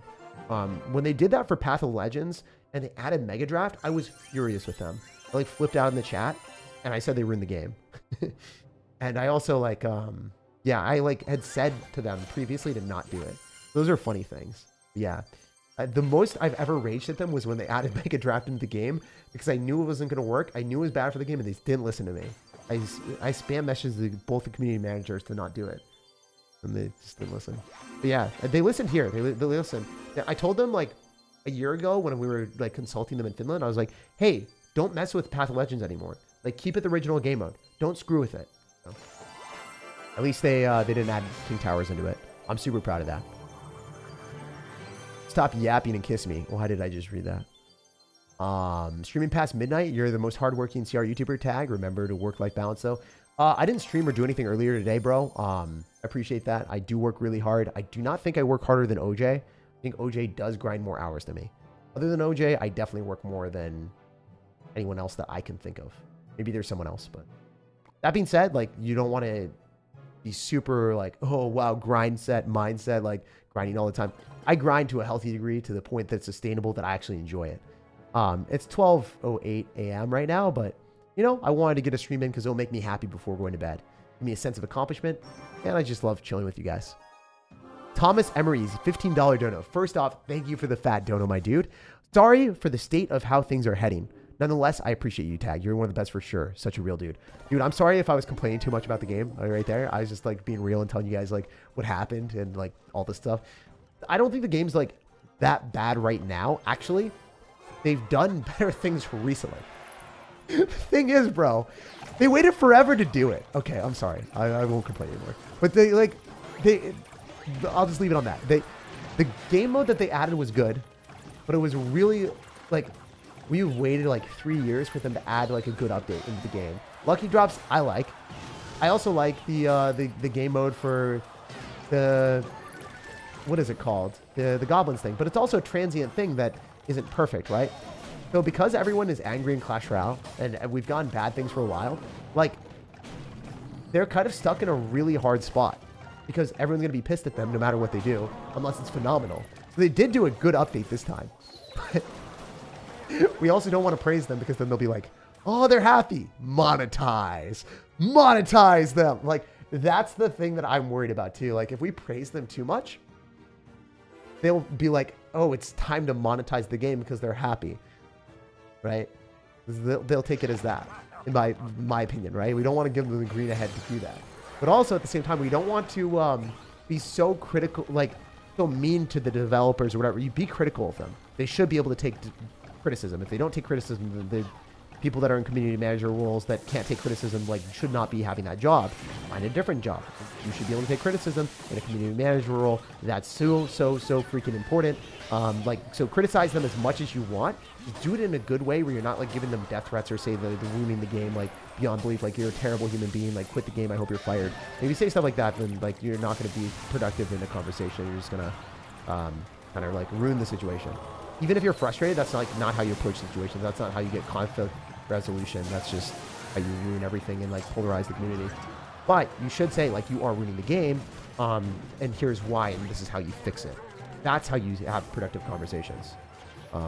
you stress the urgency of what they're doing, and you tell them why, instead of like they're ruining the game with no like explanation of what they're doing wrong or like how to fix things. I just want to like set that out because that's the way that I do it. When I gave them when I gave them resolutions and things that they did wrong for what is it? When I gave them like a blueprint of what they were doing wrong, I gave them like actual statistical examples from B-Rad's videos of like why Mega Draft sucked and why it wasn't going to get views and why it was going to ruin everything. And I was like, they didn't listen to me.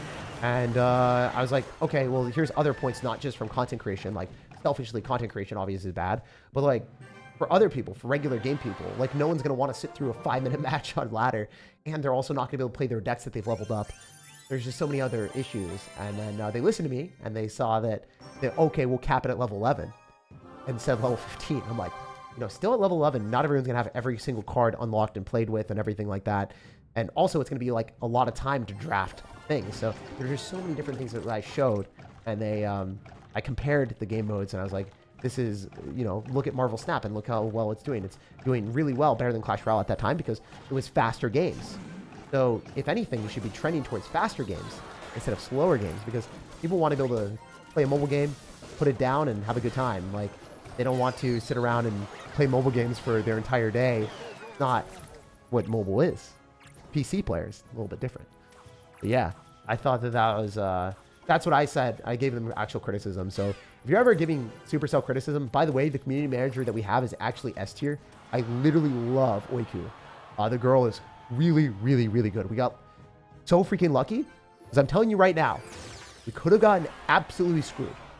There's a high likelihood Supercell could have went into their back pocket, pulled out a random community manager, and could have been a terrible person. Could have been a bad manager. So we got very, very, very, very lucky. I just want to see her come back. I think she was away for like some health stuff or whatever. So I just want to see her come back.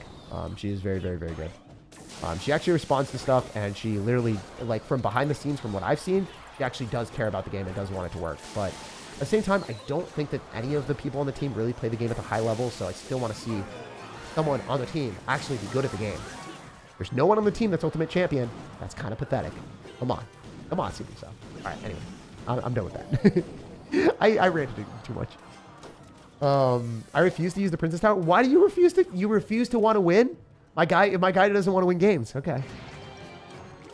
Call it constructive criticism. Yeah, exactly. Would it be a good idea to have a spell or giant only deck? If you want to have fun. If you're trying to win, probably not. All right, there's another donation. I just want to say how amazing your editors have been lately. I legit laughed loud at work multiple times. Love you, man. Thank you for being a fantastic content creator. Thank you for appreciating it. Literally, my mission when I create content is not only just to create content where like I show a good deck or I show the meta or whatever. I want to look at the games and I want to look at the video and I want to laugh too. If the video doesn't make me laugh after seeing the games, I tell it to my editors. I'm like, hey, we're making changes. That's not good enough for my content. It's not good enough to show to the public. It's not good enough because I'm not proud of it. So we literally workshop a lot of videos, and if the edits aren't good enough, if they're not funny, I don't care if the video technique or the edits are polished and clean. I also want them to be funny. There's a lot of editors that are so bland, that have amazing execution. Like, their technique is incredible. Like, you look at them and you're like, wow, I can't believe you executed on that video. I can't believe you executed on that edit. That would take me like 3 hours to do. You did it in 30 minutes? What the hell?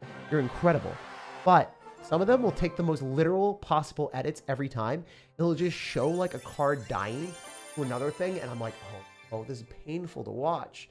Like, let's do something creative. Let's do something unique. Let's do something that people wouldn't expect. So I have to train a lot of people to and make a lot of different changes. Luckily, the people that we have editing with them right now, or with the team, are very, very talented, creative, awesome people to work with. So yeah, I'm glad that you vibe with that, and thank you for recognizing all the effort and you know, stuff that goes into the videos and to get to where we are right now. How long is the editing? At least 20 hours per video, at least. What to swap the Witch and the Skeleton King for? Those are cards that are integral to the deck. I mean, you could swap other cards, man. You could put in Minion Horde or Bats for minions. The Skeleton King, I mean, the reason why this deck is broken, like I said, broken in the thumbnail and the title. I don't want to clickbait. I don't want to lie to you. I like, it's not broken if you are running a different version of the deck without the 2 integral cards to the deck. It's like, you know, playing this without the Evolved Goblin Giant. It works, but I mean, you really want to be playing with the Evolved Goblin Giant. Like that's the entire premise. Like, we're playing a deck with Skeleton King and Goblin Giant. That is the main focus. And Double Elixir, this overwhelms everyone. And then also the synergy of archers, minions, Night Witch bats. You know why that's in the deck? Because you want to spawn a lot of stuff that you can collect for the Skeleton King. We want our cards to die. We want our opponent to arrows away our minions. We want our opponent to arrows away our archers. It's going to get us closer to the archer's evolution cycle, and it's going to get us a lot of skeletons on the map. So that's entirely the thing. I don't want to lie to you as well. Like, if you're not able to play the deck, it's okay, man. You can play it in classic challenges or grand challenges, but I'm not going to give you some scuffed version to make you jump and upgrade the ladder and have you have a bad time. Because if you do that, you're just going to be mad, you're going to be upset, and you'll be wasting your time, and I don't want that as a content creator. So, you know, it's okay if this deck doesn't work for you. I'm going to be real with you about it.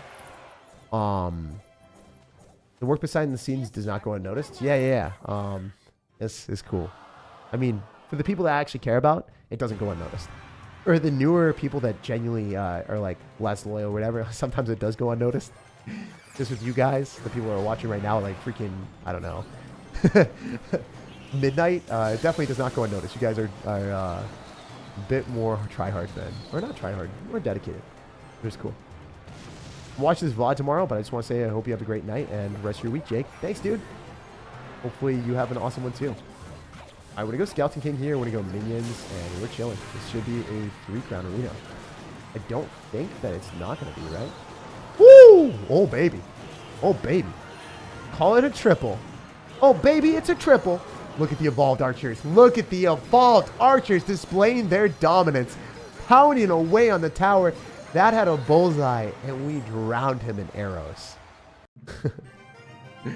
It was hunting season. Are you American? Yeah. Opponent is losing because they took away the brain cells from the Duchess? I guess so. Duchess is pretty bad now. Dude, Fire Spirit is also S tier. If you guys are unaware... Oh, wow, I messed that up. Wow, that was a terrible Dark Goblin. Alright, well, that's fine. Fire Spirit used to be super bad because it would die to every tower before reaching the tower. Because Dagger Duchess was overpowered and Cannoneer was overpowered.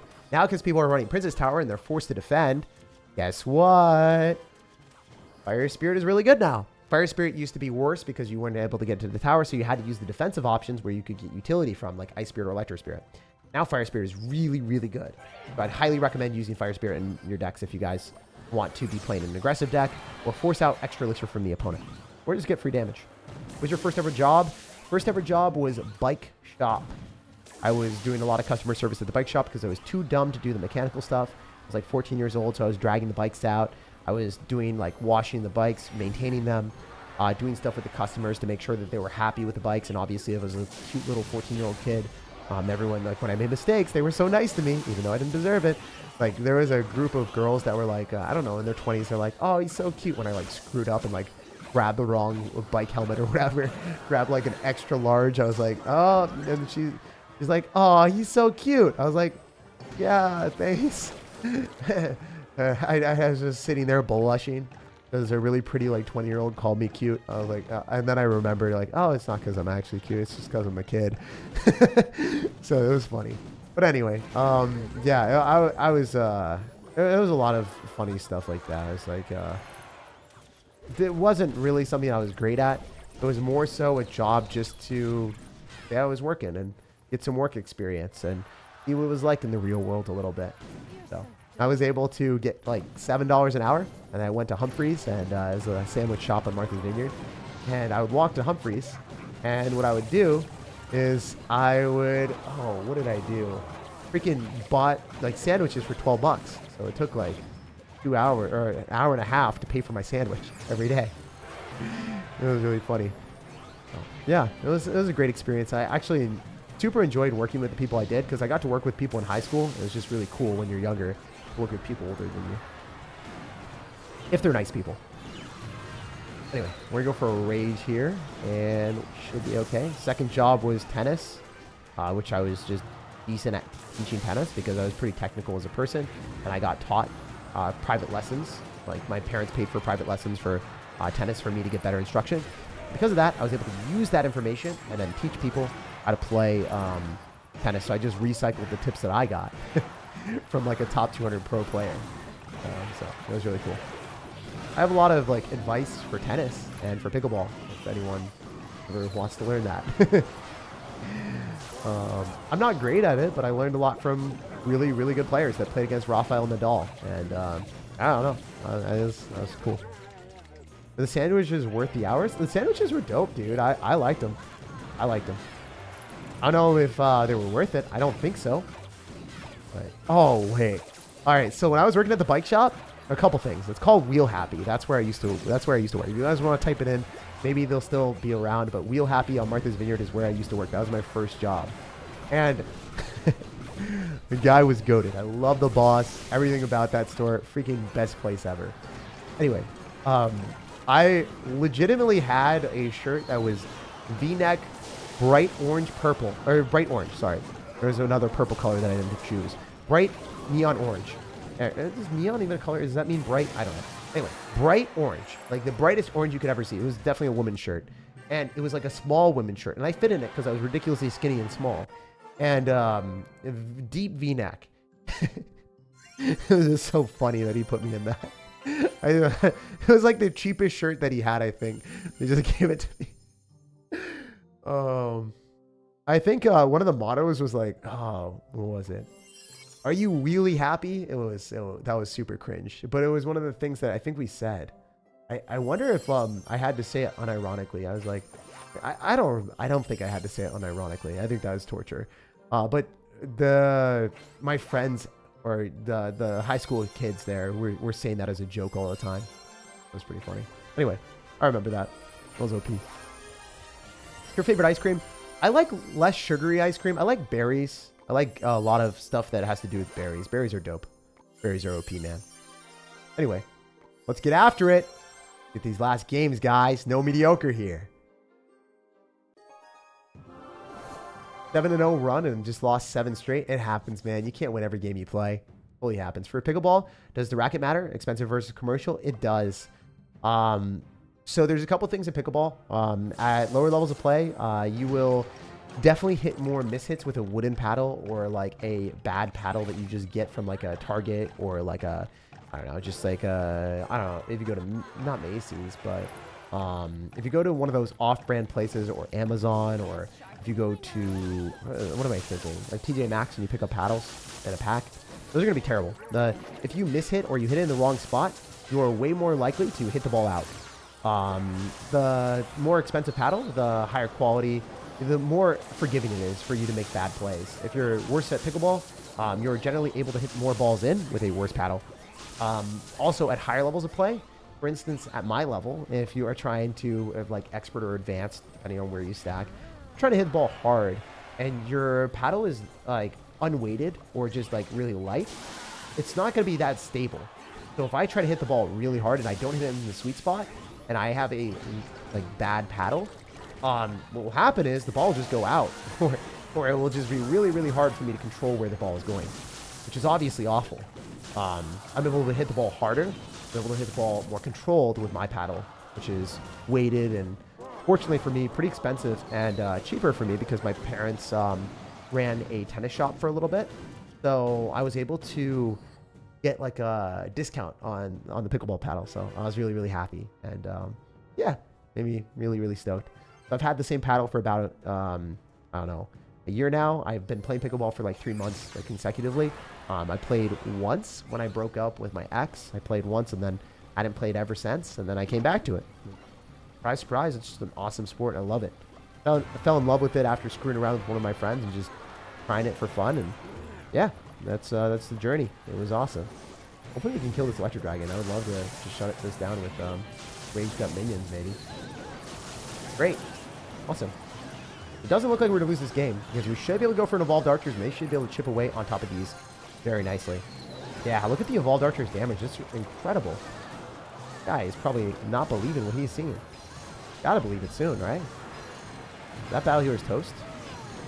Maybe he'll just rage us up. Might not be able to 3-crown, but maybe. We'll see. We're going to go for it. We're hopefully force out arrows. He's going to arrows these archers, right? He has to arrows them. He's got arrows in cycle. No way he doesn't. Oh! He done messed up! He done diddly messed up, my dudes! Alright, if we can just, you know, casually go for the 3-piece. Yo, yo, yo, yo, yo, yo! One more Sparky shot is all we need, boys! Oh! He busted it, and we didn't bust down the tower. That sucks. But you just play tennis? Yeah, I played tennis basically all my life. Obviously, the transition was super easy. Brands for a decent paddle. Right now, the one that I use is Carbon. I like that one a lot. Pretty expensive, but I really like it. My favorite one. Got a really nice pop. Joola, Joola. Obviously, I'm not sponsored by any of these, but those ones are pretty nice. Yeah. There's a whole bunch of good ones. I would look up reviews on YouTube if you're looking for it. Oh, why don't you just play tennis? Well, pickleball is more fun with friends. It's also way faster paced games. You're right. Tennis is actually objectively better for me to do because I'm getting more exercise. But I can't really go onto a tennis court with friends and have it be a social event because I'm significantly better than at tennis. And I can't even like have fun with it. If a Division II college tennis player is playing with someone that's like, I don't know, just starting off tennis, even after like 2 years of me teaching them, I don't think I will have fun playing with them. But with pickleball, I can at least get them to an intermediate level where I can hit the ball like not hard, but we can get rallies, you know? It's like fun. It's not going to be a one ball, they hit the ball out and then it's over. Or like I purposely like, yeah, I can't ever hit the ball even hard at some of my guy friends. With girls, you can't really hit the ball that hard at them if they haven't played racket sports. But with a dude, I don't feel bad like smacking a ball at them really hard for fun, just to screw with them. So like, yeah, some of my friends I'll mess with, and I'll just like smack a ball really hard at them. But yeah, usually I don't do that for anyone that I'm like teaching. But yeah, if my friends have played like pickleball a little bit after like a month or so, and then they've played table tennis or tennis before, I have no problem smacking the ball as hard as I can at them just for the fun of it, for the memes. You guys might enjoy watching me play pickleball. If I did content, I'm decent at it. Like I'm definitely like well, like expert level based off Seattle standards, but I don't know. It's pretty fun the way at least I play. I don't do as many dinks. I do it for maximum enjoyment. Alright, when I go for Skeleton King, we'll go in for Archers here as well. We'll see what we can do. Spend my weekend playing video games. You do whatever you enjoy on your weekend. After you, I know you work really hard, Chloe. You're always telling me like how you've worked like super long days and you've been grinding. So yeah, if you want to chill and relax on the weekend, don't ever feel guilty. Congrats, you enjoy the time off. I work the weekends. Oh wait, you work the weekends? That's crazy. The camera lighting different? It's darker because you know it's like late in the day. It's 12:20. So yeah. When is the next Can You Beat Me stream? I don't know yet. I haven't really decided on that yet. I kind of just want to experiment with the new cards and mess around with those and then figure things out from there. The camera's the same though. D2 college tennis. I played for a year. Only a year. Wasn't fun. Do you play Valorant at all? No, but my editors do. So so any edit that you guys see on my videos, I have to understand because sometimes there's some really offensive memes that we put in the content that are very bad. Like by offensive, I mean horrible. So some of my editors don't really understand, like can't do like racist stuff. Sometimes they do that. And I'm like, let's like not do that. Not be racist today. Let's try not to do that. So it's, yeah, we don't do that very often. So yeah, especially as a white dude, you just really can't make those jokes.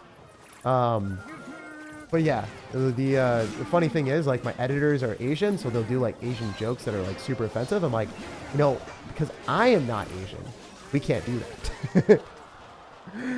Anyway, we're so screwed here, dude. All right, I lose this game. Would you study in college? Accounting and finance. You push ladder soon? I am on ladder, but I guess I'm pushing downward. I used to play tennis. One of my coaches say that you don't need to play tennis to coach it. Honestly, she was nice. She never really taught us learn it yourself, which was okay. No, dude. If you don't know tennis, like, you can be a motivational coach. If you don't understand technique or strokes, like, you can't say things. All right, let's just say something, for instance. You have a coach that doesn't play pickleball. Are they going to teach you how to volley correctly or not? Because, like, let's even say they play tennis at a high level and they try to coach you how to play pickleball. They might be entirely wrong. They might tell you something different. So one thing that's key... All right, actually, I'll tell you after this. I actually do want to win. I think I'm going to lose. I think I'm definitely screwed. Unless I can somehow fumble enough elixir to stop this mini P.E.K.K.A. Which is not going to happen. I'm dead. Unless it just dies? Yeah. Damn, I did not play that well. Oops, my bad. Anyway, like... So with tennis, you want your racket out in front as far as possible, pretty far, so you can punch the volley and just have fast reactions and take a step with each volley. So then you can use your body weight to get a better shot, because the tennis ball is coming really fast. When you're volleying, you're short swings, and you're really having your racket in front of your body with your ready position really far in front of you comparatively to pickleball. With pickleball, your ready position when you're volleying, for instance, is going to be really close to your body, so you can generate more spin and actually attack it with more of like a swinging volley-esque shot. So basically what I'm trying to say, for pickleball, your volleys are more close, like your ready position is closer to your body.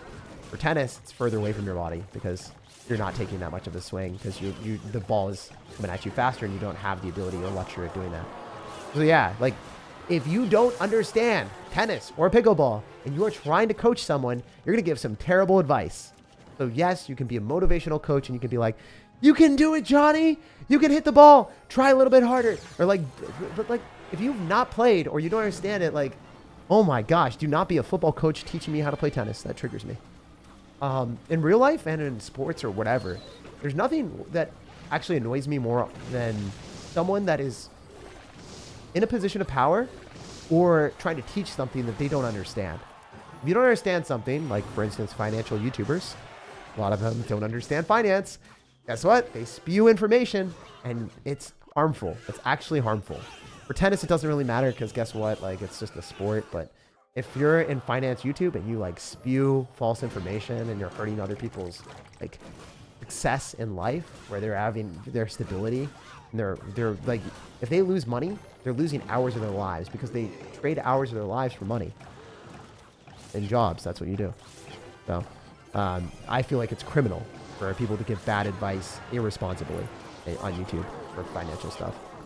I think that those type of people, like straight up, if you take bad sponsorships and you are like legitimately promoting companies that are like harmful for other people, and you are literally saying, oh, invest in this, I feel like you are also negligible enough to get like fined money. Like if you are a financial YouTuber and you're like promoting Celsius or whatever, you're like, hey, invest in this, and then it goes under, and you're saying that it's like safe or whatever, and you like specifically said, oh, this is safer than everything else, I really feel like you deserve to not get like, I don't know, like as big of a punishment as those people, but you deserve a punishment. Like you definitely deserve to get punished. Anyway, that's my firm belief. I super hate that more than anything. Or people just saying the incorrect stuff, you know, and then spewing it as like, oh, this is accurate. Anyway, we are definitely in a bad spot. I don't think I win. I think we kind of struggling here. Guy is going to have Evo Zap and a lot of cards that are not fun for us to play into. Try to pop like a Rage with the Skeleton King, and then maybe we can win this game. Rage Skeleton King ability. Is that good enough? That win us the game? I hope so. I'm going to Arrows here just to kill a Skeleton Dragon, so then maybe we can put him out of his misery. Awesome.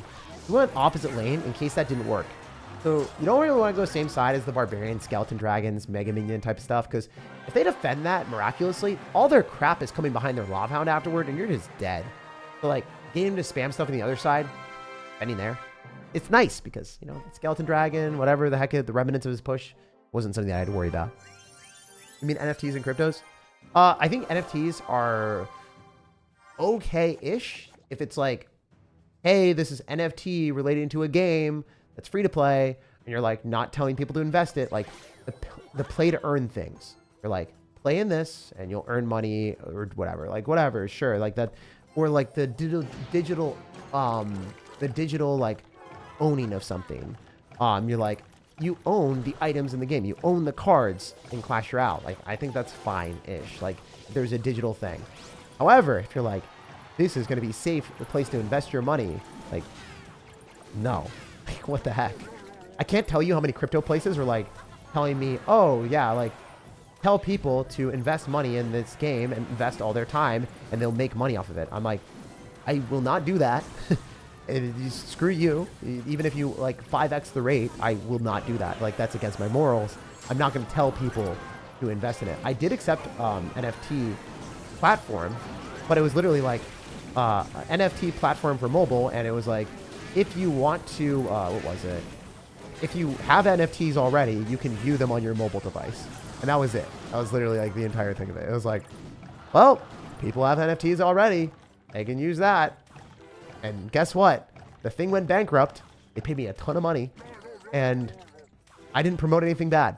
Legitimately nothing bad. That was the only type of NFT thing that I would ever like touch. I was like, you know what? It's paying for my editing. And I literally did a 30-second ad. And that was it. It was Move Network, if you guys remember. I was like, it was incredibly mismanaged. But it was cool because it was like, they didn't even have an app yet. It was like paying for a concept of, we will show an NFT on a phone. And that was it. It was so funny. Oh, it was so funny. I think that was the best ad I've ever gotten, or best deal I've ever gotten. Because crypto is like, I will not touch this. And then they just kept upping the rate. And then they agreed to every single stipulation that I had. I was like, I'm not doing it I'm not promoting anything that's paid. You guys will not make money off of me. Like, you will make zero. Legitimately zero off of me. It was so funny. It was so funny. That I said, like, you will make zero money off of me the entire time, and like, I will not promote anything that's paid to my audience, and it was so funny. I don't know. Those are the dream type of sponsorships that you like completely gut something if you're like not okay with it, and then they just agree to all of your requests. Otherwise, they just wouldn't have taken it. Why did you give you anything after having max money? I don't know. Like the deal that they said yes to didn't make sense. It literally made 0 sense. How many hours of sleep do you get a day? Usually 8, 8 or 7. After this, I'm gonna go to bed. I'll wake up. I'll get 7 or 8 hours of sleep. It'll be a good day. I swear I saw you for an ad for a mobile game not long ago. Yeah, I do ads for mobile games, especially free-to-play mobile games, because worst case scenario, guess what? You guys download a game, you don't enjoy it, you waste like 10, 15 minutes downloading it, max, and then finding out if you like it or not. I think that's fine. It fuels the channel. It allows me to do that. I never take sponsorships for paid things that I don't personally use. I refuse to. Especially energy drinks or capsules, because those things are actually harmful for your body. If I wouldn't have it in my body, I will never promote that. Screw people that do that. Those people are the scum of the earth. If there's an influencer that promotes a product that they don't actually ingest themselves, they're a terrible human being. Because you don't know what's in it. Like, if it's like something that's not safe for people, you know. There's a lot of influencers who are like, oh, have this and you'll be skinny. Like, you're garbage. You're a horrible human being. And that's the only accurate take. There's no other take for that. There's no two sides to that argument. Yeah. I mean, energy drinks too, like, I think, what was it? There was specific stuff that I just denied. There was a whole bunch of energy drinks that I denied that I didn't like. Fnatic got angry at me. A long time ago, but they were pissed. They were not happy. They were like, accept the sponsorship. I'm like, nope. A long time ago, but that was the only time that an org has ever gotten like mad at me. A long time ago. Or maybe it wasn't an org. It was like one person. Yeah.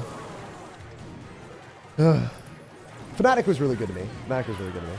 It wasn't even that bad. Like, it was just like one person like, why is he not accepting this? I think exasperated is the word.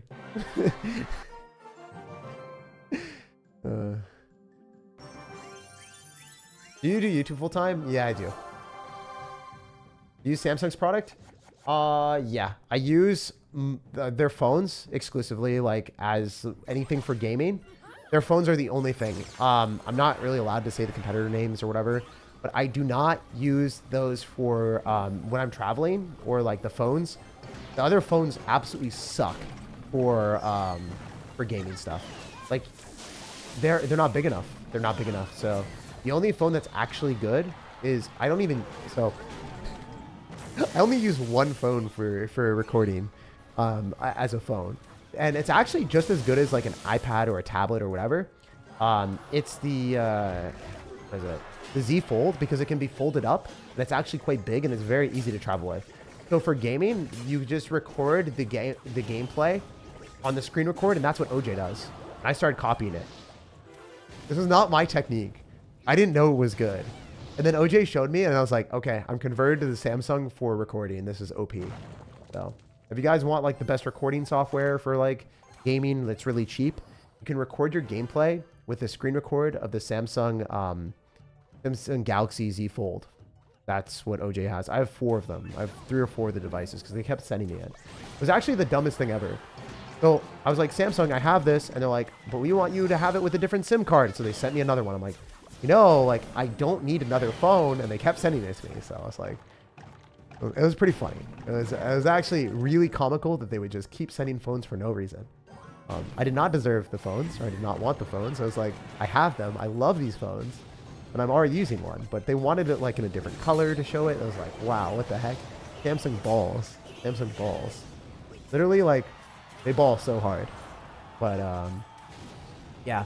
I don't think that we would be able to do any of the events or any of the things that we have in, like, Clash Royale or from Tribe or any of the events that you guys see.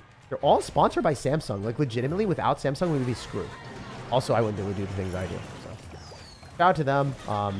Whenever I'm traveling, they're the only phone that I use for content or for anything. Really good for the ability to be able to have like an iPad tablet resolution. Like without that, you'd be screwed, right? Because like we can't do a phone resolution. Like I can't do that. Right now, you're seeing tablet resolution. I cannot. I can never. I personally prefer tablets, obviously, for like. It's better. Tablets are just better. But if I had to do something that was mobile, that was able to do everything, it would always be the Z Fold. But yeah, tablets are better if you are given the option because there's bigger screens, so it's higher quality, higher resolution, and then also they are just bigger, so it's harder to misclick. So just a little bit better in general. Also, I like tablets because when I'm going on an airplane or something, I can use them as well, and I can use my tablet to just go and watch anime or Crunchyroll or whatever, like whenever I'm traveling. It's a good vibe. Skeletons are going to reach the tower. He's screwed. He lost. Easy. Even though you had a Valkyrie, it didn't matter. If you guys are wondering, Skeleton King is overpowered. A lot of people might not realize that dropping the Skeleton King ability there makes sense. It makes sense into any tower. Doesn't matter if he has Princess Tower, Dagger Duchess, or the Cannoneer. Dropping the Skeleton King ability in that positioning, when the skeletons are potentially able to spawn in the tower, always worth it. Always worth it. Drop it. Drop it like it's hot. Oh, that's so cringe. Never listen to me say that again. Sometimes I think of things that like super awkward people said growing up. Like one of my tennis coaches was just really like, he'd like fart in people's faces. Like he's just like not the pinnacle of someone that I would like to spend time around. He always did a drop shot. He was very talented at drop shots. He was very good at it. You know what he said? Drop it like it's hot. He screamed it every time. I'm just like, dude, I don't appreciate it. Imagine getting destroyed by like a 50-year-old dude, screams drop it like it's hot, that farts in people's faces. Like, not a fun time, man. Not a fun time. It's like, do the spin. So he would like slice at the ball, like completely underneath, like an absolute like carving of the ball. So it would spin and then go back over the net. He would do it all the time. I'm just like, bro, did you string your racket with like natural gut or something? Like, how do you have this touch? This is so stupid. I would get so pissed. It was actually like, I don't know. I would want like a baseline rally, and then he would just do that stupid stuff, and he would like gamble. He'd be like, is it going to go over the net or no? I don't know. Do you lose the point or do I win? It's just like, there's nothing worse than that. When you play a sport or something where someone does like a gambly play and you aren't able to play. Like in Clash Royale, for instance, There's nothing worse than someone that goes like Lumberjack Balloon freeze at the bridge at the first play. Because it ruins the game, right? You win or lose based off of what cards you have in your deck and that point in that specific situation. In tennis, it's really bad when someone does like some stupid shot that they shouldn't hit and it goes in or out, like super low percentage, and it just like ruins the fun of the point. You're probably going to win overall if you're good because low percentage points, low percentage plays like are bad and they're not going to win most of the time. But it ruins the enjoyment when you're playing tennis or a game for fun, right? Like you don't want to be playing against someone that freaking does that. Yeah. For me, I dislike that in Clash Royale as well. I dislike playing against people that do Lumberjack Balloon freeze first play. Unless I'm trying to win and I'm like, oh, you're a scrub, you're going to lose. Funny then. So it's different, I guess. Anyway, let's talk about this deck real quick. The unpredictable. Pretty predictable now. Half the people do that. I live for humbling experiences. Dude, I got humbled so hard by that dude. I'm not even giant. I'm not even gonna lie. Like, I did get humbled by that man. I don't like him. I still don't like him to this day, but I did get humbled by him. Quite often, my guy. He was a savage. He's not average. Alright, can we, like, not die right now? It'd be so cool if we were just able to win this game. Dude, can you fill out with the void? What the hell? The homie had void zap. He had void zap Pekka. You don't even come up with this. This is straight from hell. He built it, man. He built it. He's the devil. He's the devil. We found Satan, my dudes. Satan was living upon us. Oh my gosh. Bro is Hades. Oh my gosh, man. I can't believe that. It didn't register to me that he hard countered me that hard. I actually just didn't realize. Yeah, Battle Ram as well, which has like a shield. So he can soak up a Sparky Shot with that. Wizard Shield. Zap for reset. And then Void. And then also my Goblin Giant gets killed by Packer. I should have went opposite side the entire time. I didn't even realize. What's the biggest company that you've turned down for sponsorship? I actually liked G Fuel for a bit. And I was doing a lot of the stuff with them. And then I realized that like it was only one flavor that I liked. And I didn't like it anymore. So I just turned it down. I was like, yeah, you know, you're going to offer me $1,000 for a sponsorship, but like, I don't care. Like, I'm just not going to do it. I don't like the thing. I can't sit there with a straight face and drink your brand and be like, I like it. I didn't like it anymore, so I just said no. That was the main thing, and Tribe was like, why are you not accepting these? I'm just like, don't like it. Tastes like trash. I don't know. Yeah, I don't know. That's I think that was the bigger one that I denied like recently-ish. I think that's the biggest name. I've been offered more money, obviously, than that, but that was the biggest name I think I denied. That I was just like, I don't like it. But like every gamer accepts besides me. I did do like a couple ads, I think, earlier. I just didn't like it afterward. Like one thing that I liked. I don't know. I saw so many people do the Air Up ad. I don't know if you guys saw Air Up, right?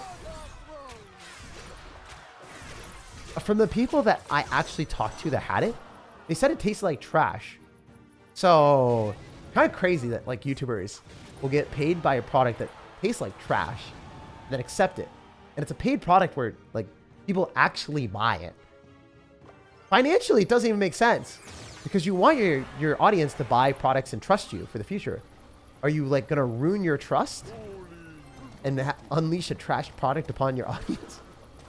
They're not gonna buy things for you in the future, and then you're not gonna be able to get paid products like sponsorships. So it's gonna ruin your future thing. It's like the Supercell thing where they're trying to like milk us for as much money as they possibly can at the start, but like literally like losing sight of the horizon of the long-term goal of like being able to make money for them. For me, it's not just that. I actually care about you guys as people. You know? There's more than just one thing, but like for them, if we're talking their language, if we're talking just like, hey, money, money, money, it doesn't even make sense from the money, money, money perspective, long term. In my opinion. Maybe I'm just wrong. Maybe I'm stupid. What are the worst energy drinks? I don't know. The one that I said no to was absolute trash. I refused to take it. It touted itself as like a health product, and I was like so against it. I was like, there's no way that you're telling me that this energy drink is healthy for people and that they should have it as like a supplementary thing, like a vitamin. I was actually triggered that they would even like suggest that. That was definitely the worst one. I don't know what it is. Fnatic might have gone sponsored by it like a while back. Probably did, honestly. All right, we have King activated, so maybe we can slap. Can we slap? Or we can slap? Can we like not play into Evo Zap for the one time?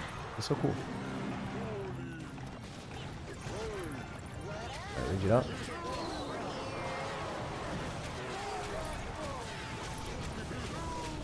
Alright, I definitely have the arrows here. I might still die. Yeah, I'm dead. I think Evo Zap does kind of slap this deck, but also at the same time, I just don't think that many people play Evo Zap anymore. Or maybe I'm just wrong. I might just be wrong. Evo Zap is hard with Sparky in general. The Void version is like way better when your opponent doesn't have Evo Zap. Regular Zap, it doesn't matter, but Evo Zap is a pain in the butt, man. The fact that it kills like my minions and all my other stuff, it's just hard to support it. Yeah, we got matched into 2 Evo Zap decks in a row. Kind of bad. Evo Zap arrows is really hard as well. Because then the arrows kill your minions and then archers, and they Evo Zap on top of the Goblin Giant and the Sparky.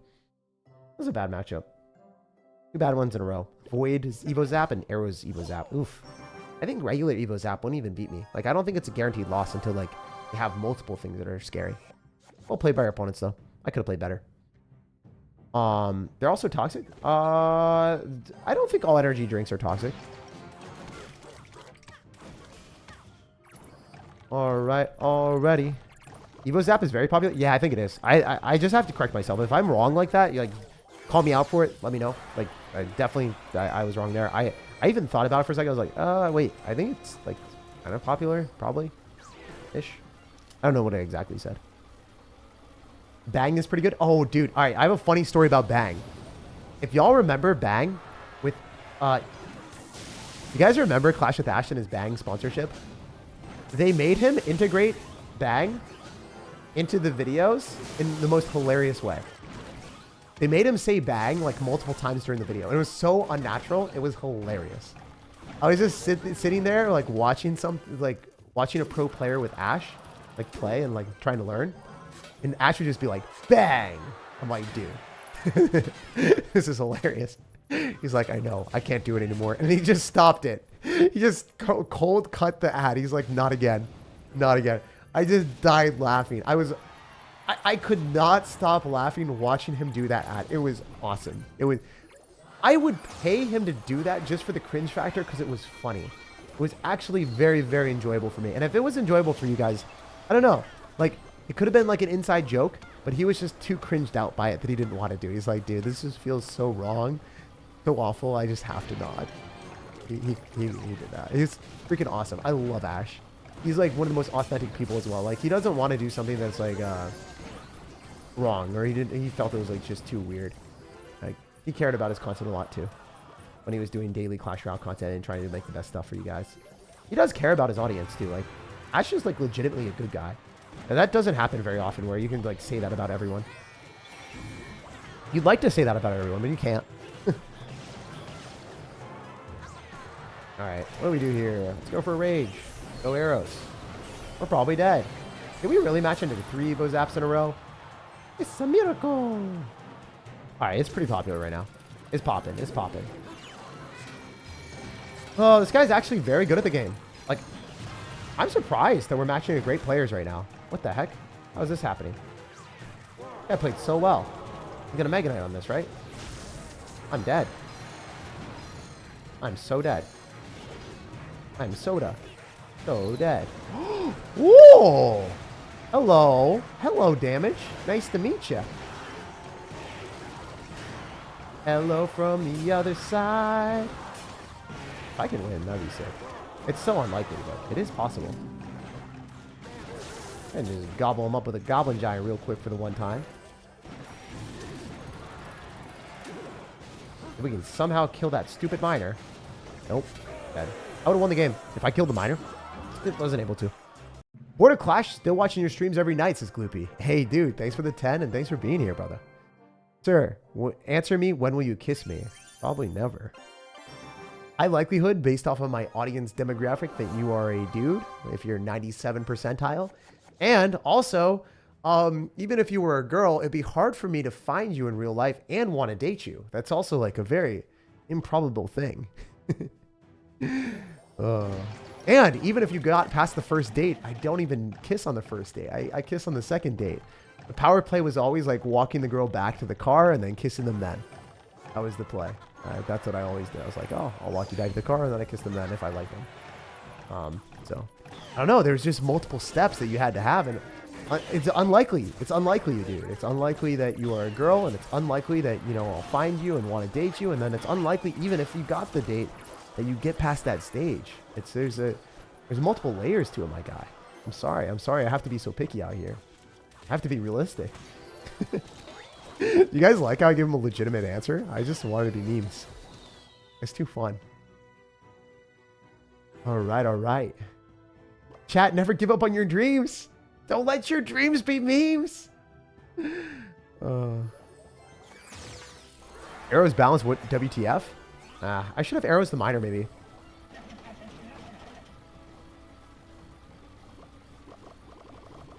All right. Oh, yeah, the play. Yeah, play. Watch. The technique. Delta King, Night Witch is not bad. I should have Night Witch further back. It's actually quite good in a lot of situations. Because it distracts for a while. This is mad annoying for him.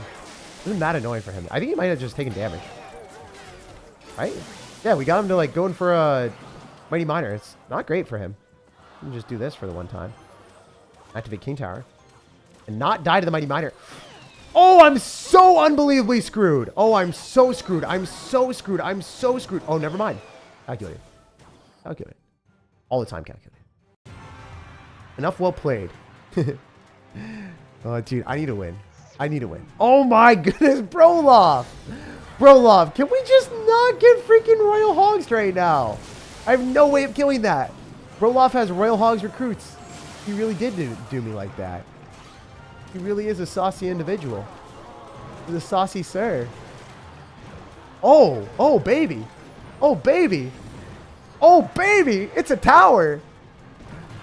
Tremendous value. All right, we're going to rage it up because we want to be able to kill that. Also, I have to tell you guys, My Hero Academia, y'all recommended it. Legitimately, like, one of the most goated animes I've ever watched. Like, it is one of my favorites now. I did not like it at the start. I actually clicked off it. You guys have made my life a lot better. Like, I'm not even joking. That made me happy. So shout out to everyone in the comment section or in the chat that has been campaigning for me to watch that. Seriously, thank you guys so much. Very, very, very good anime. It's a fun thing to watch. Y'all made my life better with that. Not even gonna lie. Alright, we're probably dead. He should... Oh. That wasn't good, is it? Why is he a fisherman with this, too? Like, what the... Can you, like, not have fisherman and goblin cage? Like, why? Why you have them both? Can you just have one? Is that enough for you? Okay, he's gonna try to finesse me with the firecracker. Oh, that wasn't even a trial. We lost 3 games in a row. We lost 3 games in a row to people building decks to beat Sparky. Wait, he had guards too. What? Yo, I did not realize we got hard counter 4 games in a row. That's so funny. Oh, that's so funny. Deck is not working out. Did you realize I got hard counter 4 games in a row? It happens, guys. It happens.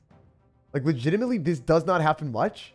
But sometimes you get hard countered every game you play. Like, the game is just you simulator of bad matchup.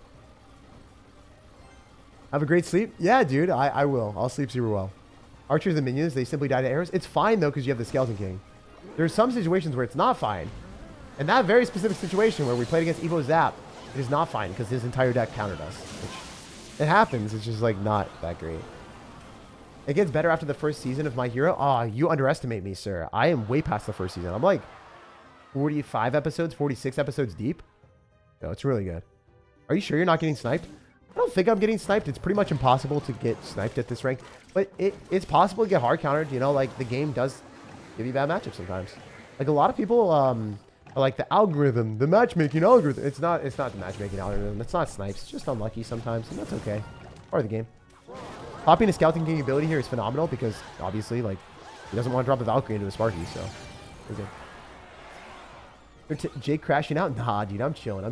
We're gonna win, like, 3 or 4 games in a row. We'll get 4 games in a row right now, and then we'll end the stream. All right, how about that? We win 4 games in a row and end the stream. That's the goal. I'm locking in. I'm winning 4 in a row. It's easy. Easy for me. Light work. You guys ready? Wow, we got an Electro Wizard? What the... Why does he have Electro Wizard? There's no way. Not when I said 4 games in a row we played against Electro. Okay, please, Clash Royale. For the love of this game. There's no way. That card is terrible. It is actually like...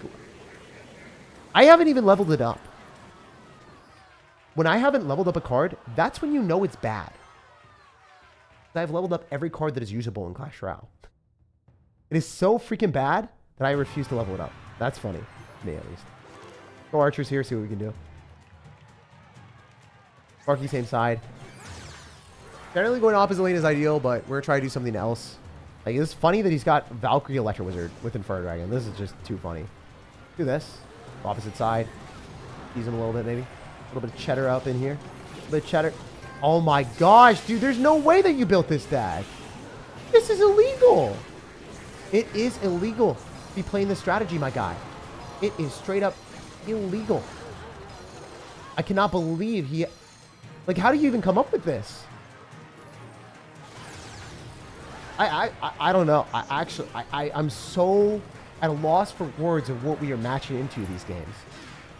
He has Electro Wizard Valkyrie with Poison in a Hog Rider deck.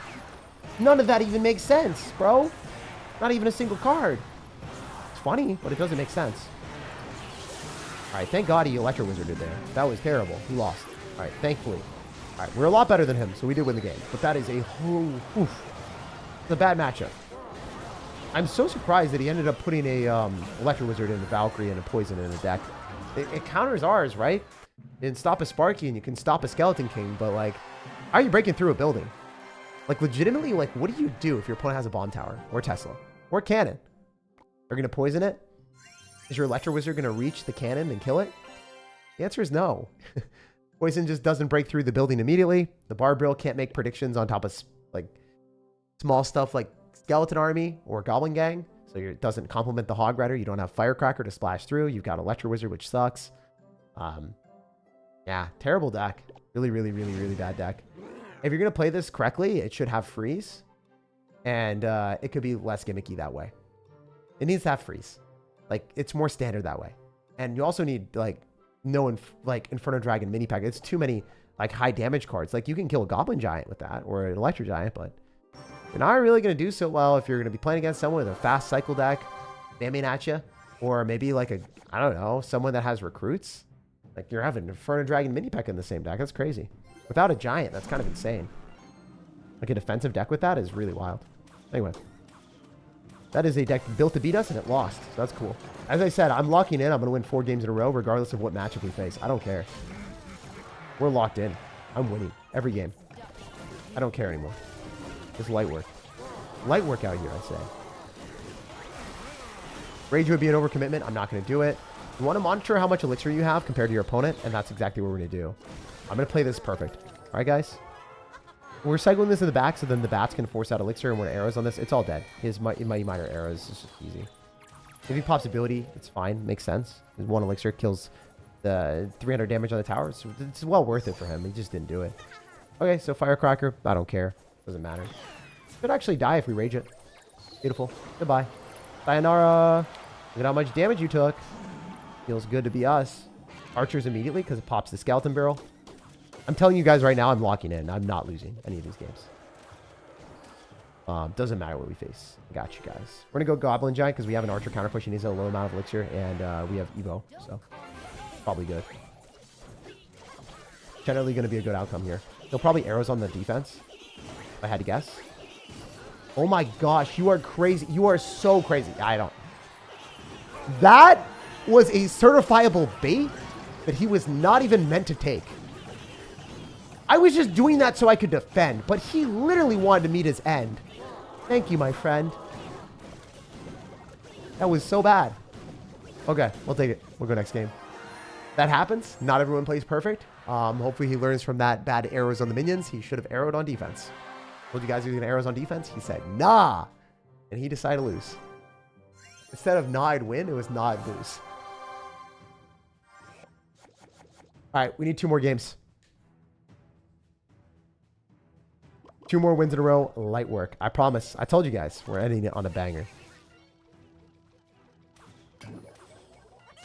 Why do you always stream at night? I don't always stream it. Oh, wow. We activated King Tower. That was weird. I didn't mean to activate King Tower there. We'll take it, though. Oh, it's an Expo deck. I could lose this if I don't focus.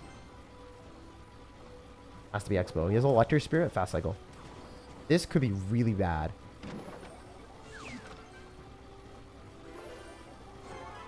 Did I get it? Oh no. I think so. Barely. Oh, he screwed up. He's dead. Oh, we're fine. We're hard chilling. We're hard chilling, my dudes. GG. Yeah, he knows it's over. This is gonna hit his tower, right? I could have arrows. Decided not to. Don't want to like fumble the bag. When we're up a lot, it's like better not to be stupid. So if he goes Expo, I let it lock, then I go for a Sparky, by the way. That's trash.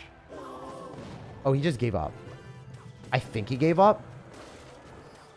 I'm not going to do something dumb because I said I want to win 4 games in a row. Jake reads JJK. I don't read JJK. I watched it and read it, bro. I did both. Want to see your Asian friend? I mean, I have a lot of Asian friends. Actually, most of my friends are Asian. Just because in Seattle, that's a lot of tech people that live here are either from like India, China, different places. A lot of people are international, or you know, they're just American, and then they're also like Asian. I have a lot of Asian friends. I typically don't take pictures with a lot of my friends because, you know, subjecting them to huge audiences is like kind of bad, right? Because a lot of times people are not super nice. Yeah. Most of my friends right now are either Asian or, yeah, I guess almost like 50% of them are Asian right now. Just because of being in Seattle. It's a hub for a lot of people here. Plus, a lot of tech people are in general, or they're just like really old white dudes that are software engineers. That's super common too, but not, yeah, I don't know. It's like, if you go to pickleball, it's like a good representation of like my friend group. Racket sports, the foods that I eat, like basically just, yeah, a lot of my friends. You look like German? Yeah, yeah. Basically, everyone that I'm around basically plays pickleball or eats the same foods that I eat. I love sushi. Most of the food that you eat is Asian too. Yeah, almost all of my food that I eat is Asian. Hot pot, basically everything. Hot pot, any there's a Korean or Japanese barbecue, Korean fried chicken. I like burgers though. I love burgers. My Asian friends hate burgers. They're like, Jake, what are you doing? What is this trash? So I'll go to like Tipsy Cow in Redmond. If you guys have ever been there, I love that place. Super, super good. We went to there a lot, and my friends hated it. They freaking hated it. So basically can only take my white friends there. No one else enjoys it. No one else appreciates the burgers. Overpriced burgers that are delicious. Yeah, the sweet potato fries, chef's kiss, S tier. If you guys are ever in Seattle, Tipsy Cow, sweet potato fries, you will not be disappointed if you have good taste. I've eaten every burger, and yeah. I mean, different cultures like different things, right? How it is. So like, generally I gravitate towards the people that like the same things as me. I'd rather not be in friend groups where people don't like the same things as me. Like, for instance, I don't like playing Ultimate Frisbee that much. It's like a fun sport, but a lot of my friends that are really tall, white dudes, they love it. I'm like, Sean, Matt, I don't like Ultimate Frisbee. Sorry, I'm not going to play it. It's like super, super common on Martha's Vineyard and everything else. And Frisbee golf, oh, dude, I hate it. I also not a huge fan of golf, but I think I could get into it if I wanted to, but I just never did. Love tennis, love racket sports. So yeah. Never really into swimming that much either. I don't know. You ever been to New York? Yeah, for the US Open. A lot. I haven't been there recently. Eggs and avocado on a burger is an awesome combo. I love that, dude. Hell yeah. Now you're talking my language, bro. I freaking love avocado, eggs, nice burger sauce. Oh, dude. Awesome. I love it, love it, love it. Oh, one of the funnier things, I was watching Shark Tank, like an episode thing, and Barbara Corcoran, I forget her name, like how to say it, but she was, there was a burger joint that was like, it was on, I don't know. It was from a freaking vending machine, a Robo Burger or something. And, you know, it's obviously competing with fast food. She's like, is there any way to do like a medium rare burger? And she was so like ridiculously out of touch for what the concept of the thing was. It was hilarious. Super omega rich people don't understand that like when you go to a fast food place, you don't get to pick if it's going to be a medium rare burger like it is at your country club, right? It's like you get what you get. It's just a freaking cooked patty and you better hope it's cooked all the way. You don't want a medium rare burger because guess what? McDonald's medium rare, you're probably getting some food poisoning. Probably not going to be the safest bet, right? I think it's hilarious that really rich people are just like, I just want a medium rare burger from this vending machine burger joint. I don't know. Funny. Wait, are we at 4? I don't think so. Oh, we are. 1, 2, 3, 4. Screw it. Let's go for 5. Do more. Plus extra, plus ultra. OP. Don't you wish they give you a cooler audio for the Goblin Giant? It's just a normal giant sound. I feel like that's easy for them to do. I'm surprised that they didn't. Like, sound effects are not that hard for them to do. I did sound effects for one of the games that wasn't released. It got killed. It was called Mocha or whatever. I loved it. I was like, freaking go. I actually thought the game was goated, and they killed it. And they put out Squad Busters, imagine. All right, sorry guys for hating on Squad Busters, but I don't think it's as good as some of the games that they killed, to be honest, just truthfully. So if you like Squad Busters, you would have loved the other games that they released. Unfortunately, they just kind of killed them. And I liked it. OJ didn't like it. Other people didn't like it. I liked it. I also did the voice acting for one of the monsters. Yes, not a character, not a person, a monster. I was screaming. The guy was like, you have no shame, and I love it. I'm like, I know. And everyone else around me, SML, the creator of Royale API, and all the other people were looking at me. Morin and SML. If you ask them how I was a monster, they'll be like, this dude was a maniac. He was screaming. I was really degenerate. So out of all the people, I was definitely the most degenerate monster, and therefore I was the best one. So I got paid a really good amount of money for audio that they never used. Wow. Dang. I think they paid us like a good amount of like euros. So it was not that much, but it was like a lot because it converted USD to euros. So I was like, wow, that's insane. Like, that's a really good hourly rate. Thank you. It made me so happy. I was like, damn, I'd love to be a monster again. Tell me an Asian joke. I don't do racist jokes, dude. But like my editors, they did like Asian jokes because they're Asian. Like they're from, some of them are from Philippines, so they did like an Asian joke. I'm like, bruh, can't do that. Nope. Not in my content. We did like John Cena stuff, and John Cena was like racist and some of his stuff. I was like, no, we can't, dude. So if you want to Google them, just like Google John Cena racist stuff, and it'll pop up, and you'll see what like was in my video before I deleted it. I play tennis too. Been to Wimbledon before. Played a few amateur tournaments. Only won one of them though. Oh, congrats! That was really sick. If you won amateur tournaments, like in general, like I don't know which level, but if you did well, dude, like congratulations. Wait. I play tennis. Have you been to Wimbledon as a player, or have you like been there to just watch? Either way, it's cool. But anyway, if you played amateur tennis, well, actually, you probably haven't. Amateur tennis tournaments. Sometimes people say amateur tennis tournaments, and then they're like high-level tournaments, like amateur pro scene. Like I don't know. At least that's the way I've seen it. So I'm like a little bit like mentally messed up from that. Like I'm definitely not thinking clearly. Like I don't think you meant pro level amateur. I think you actually meant amateur. Oh yeah, my bad. Sometimes I read too deep into things. What if you lose? Nah, I'd win. I don't lose. Who are you for saying that? I'm gonna win another game, not because I'm addicted or anything, but because you said I would lose. I'm gonna prove to you I don't lose. Not when not when I'm dialed in. Easy.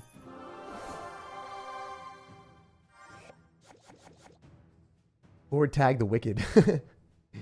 Dude, I have like a S tier goated, like the best joke I've ever said in my entire life coming up.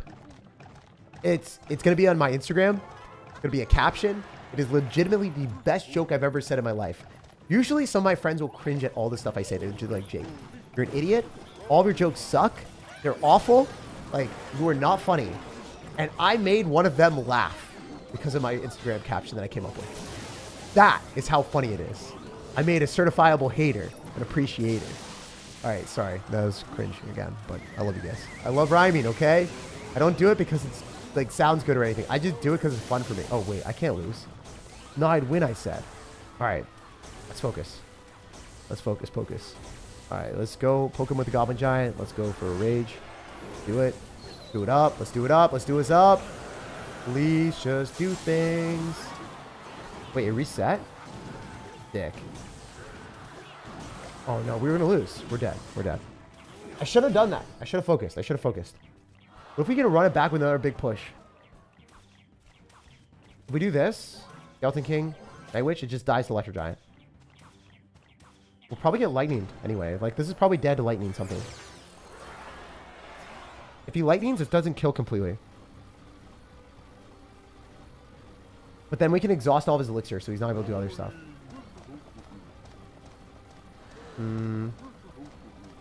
If we do this, what if he's bad and he doesn't know that he has to lightning? He's going to think he has to lightning that. He's going to get shocked by the Sparky. Yep, he didn't play well. I knew it. So he would have lightninged if I dropped everything in the same side. But since I separated my stuff, he had to dedicate an Electric Giant on top of the Skeleton King and the Night Witch. So I bet I got him. I play that so well. I use big brain plays, guys. I use big brain plays. I was so dumb, so then I had to play smart. I'm still losing. All right. So yeah, I knew that he was going to try to go for the easy option of lightning and everything. So he was going to bowler and then lightning. Like, he had enough elixir for it. But I was like, nah, fam, you can't do that to me. Any arrows? No, I don't want to. I think we're fine without arrowsing.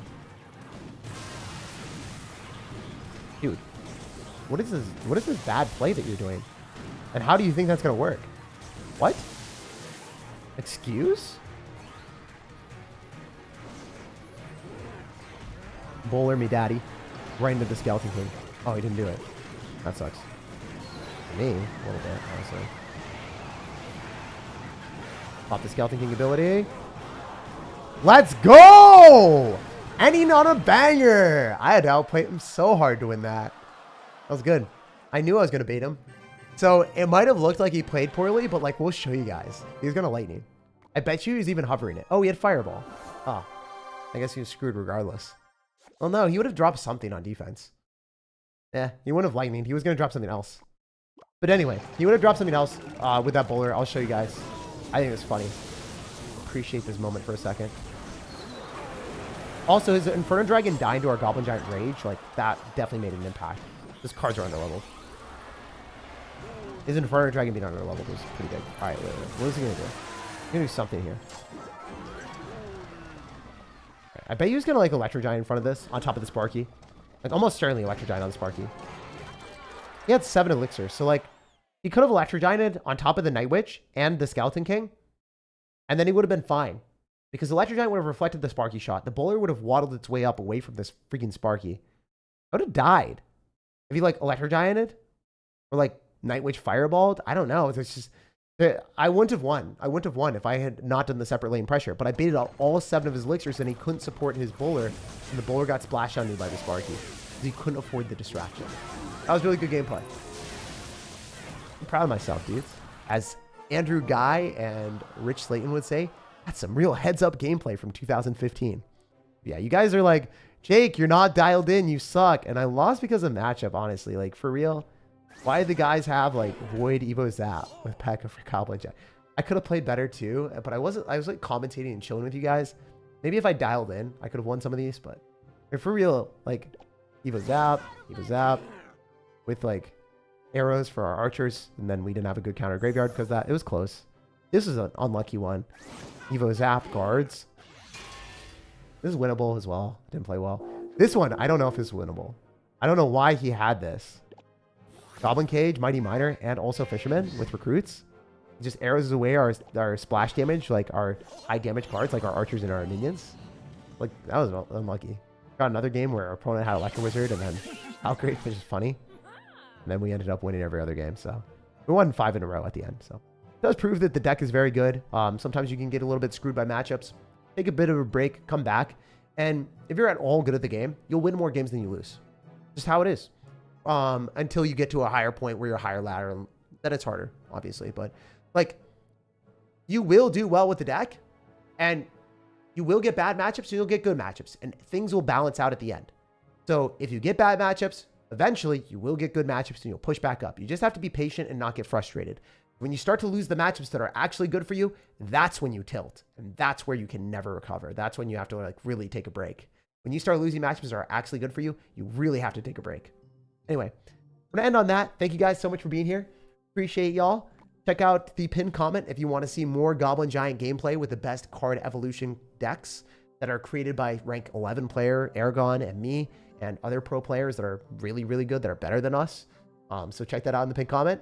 Or if you really want to see some extra other spicy content, you'll see in the pinned comment how I beat the entire update, how I beat the Goblins game mode.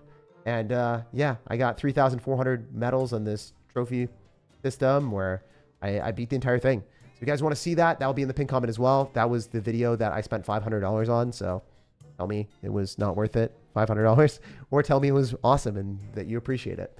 Let me know in the comment section on that video or whatever. I love you guys. I'll see you later. And yeah, check out the pinned comment for that stuff. I'll have another video tomorrow, or I guess today, because it is late in the day. I'm going to go to bed. Peace, love, and positivity no matter when or where you're watching. I hope you have an amazing rest of your day.